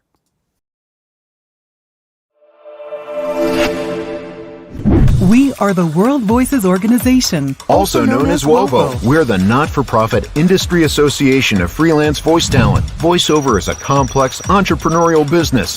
WOVO is there to promote the professional nature of voice work to the public, to those already established in their voiceover practice, and to those who want to pursue voiceover as a career. Membership benefits include a supportive and creative community, a profile and demos on voiceover.biz, our searchable directory of vetted professional voice talent, our exclusive demo player for your personal website, our mentoring program, business resources, and our video library, our annual WovoCon conference, a fun and educational weekend with other members with the chance to learn and network, webinars and great speakers, and weekly social chats with other members around the world. If your world is voiceover, make WOVO part of it. World Voices Organization. We speak for those who speak for a living. Yeah, hi, this is Carlos Alazraqui, the voice of Rocco, and you're watching Voiceover Body Shop. All right. Well, what a fun hour that was. Sure was. And it's really comfortable in here. It is comfortable in here. We could just sort of lean back. You got the air conditioning and the right temperature. That's right. Now I have to reassemble all this tomorrow morning so I can go back to being a voice actor. I know it's a double-edged sword. It is, but I appreciate all the hard work. It's much more fun surrounded by my friends. Yeah.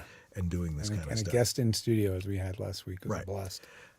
We have to remind people that if you want to have some instruction or a repair or something's going wrong with your home voiceover studio, if you'd like to work with me, because I'm just a riot, you can go over to homevoiceoverstudio.com. I agree. And if you'd like to work with George, who's also a funny guy, just a little more technical than me. Head over to georgethe.tech/VOBS. Use the coupon code that's over there. Use the code. Absolutely. And we don't want to miss a new plug for the show. And that is imdb.me/Jeff Holman. Absolutely. Our very own Jeff Holman. Go check him out. The guy's going to be a big star. He's hustling. He's working in Hollywood. He's on TV shows. Well, they're not called TV shows. Streaming shows all the time now, and you're seeing him all the time. So check him out. Yeah. Hire the man. Yes. You've seen him in lots of great stuff. Anyway, we need to thank our donors of the week, like Greg Cooper, Grace Newton, Christopher Epperson, Robert Leedon, Stephen Chandler, Casey Clack, Jonathan Grant. Hey, Jonathan. Thomas Pinto, Greg Thomas, Dr. Voice, Antland Productions, Martha Kahn, 949 Designs, Sarah Borges, Philip Sapir, Brian Page, Rob Ryder, Shauna Pennington Baird, Don Griffith, Trey Mosley, Diana Birdsall, Maria Mackis, and Sandra Manwiller. Thank you. Sue, don't you have a plug? What's that license plate frame I saw on your car today? What did it say? Oh, Angry Workshop LA. Angry Workshop LA. Go find Sue. angryworkshopla.com. Okay, great. We need to thank our sponsors like Harlan Hogan's Voiceover Essentials, Voiceover Extra, Source Elements, VOHeroes.com, VoiceActor.com, and WorldVoices.org, the Industry Association of Freelance Voice Talent. Go find it and learn it. Go check out our new website. It's gorgeous. Gorgeous. It's gorgeous. We have to also thank Jeff Holman at imdb.me/Jeff Holman. 2 plugs. Wow. Have to make up for lost time. Sue Merlino, our amazing producer, TD, and therapist. Yes. And Lee Pinney, just because he's Lee Pinney. That's going to do it for us this week. Thanks for all your questions, and thanks for watching. And just remember, it's not an easy business. Your sound is very important. But if it sounds good, it is good. I'm Dan Leonard. And I'm George Whittam. And this is Voiceover Body Shop. Or VOBS. Tech Talk. Tech Talk. Tech Talk. Tech Talk. Nice socks. Tech Talk. Tech Talk. Tech Talk.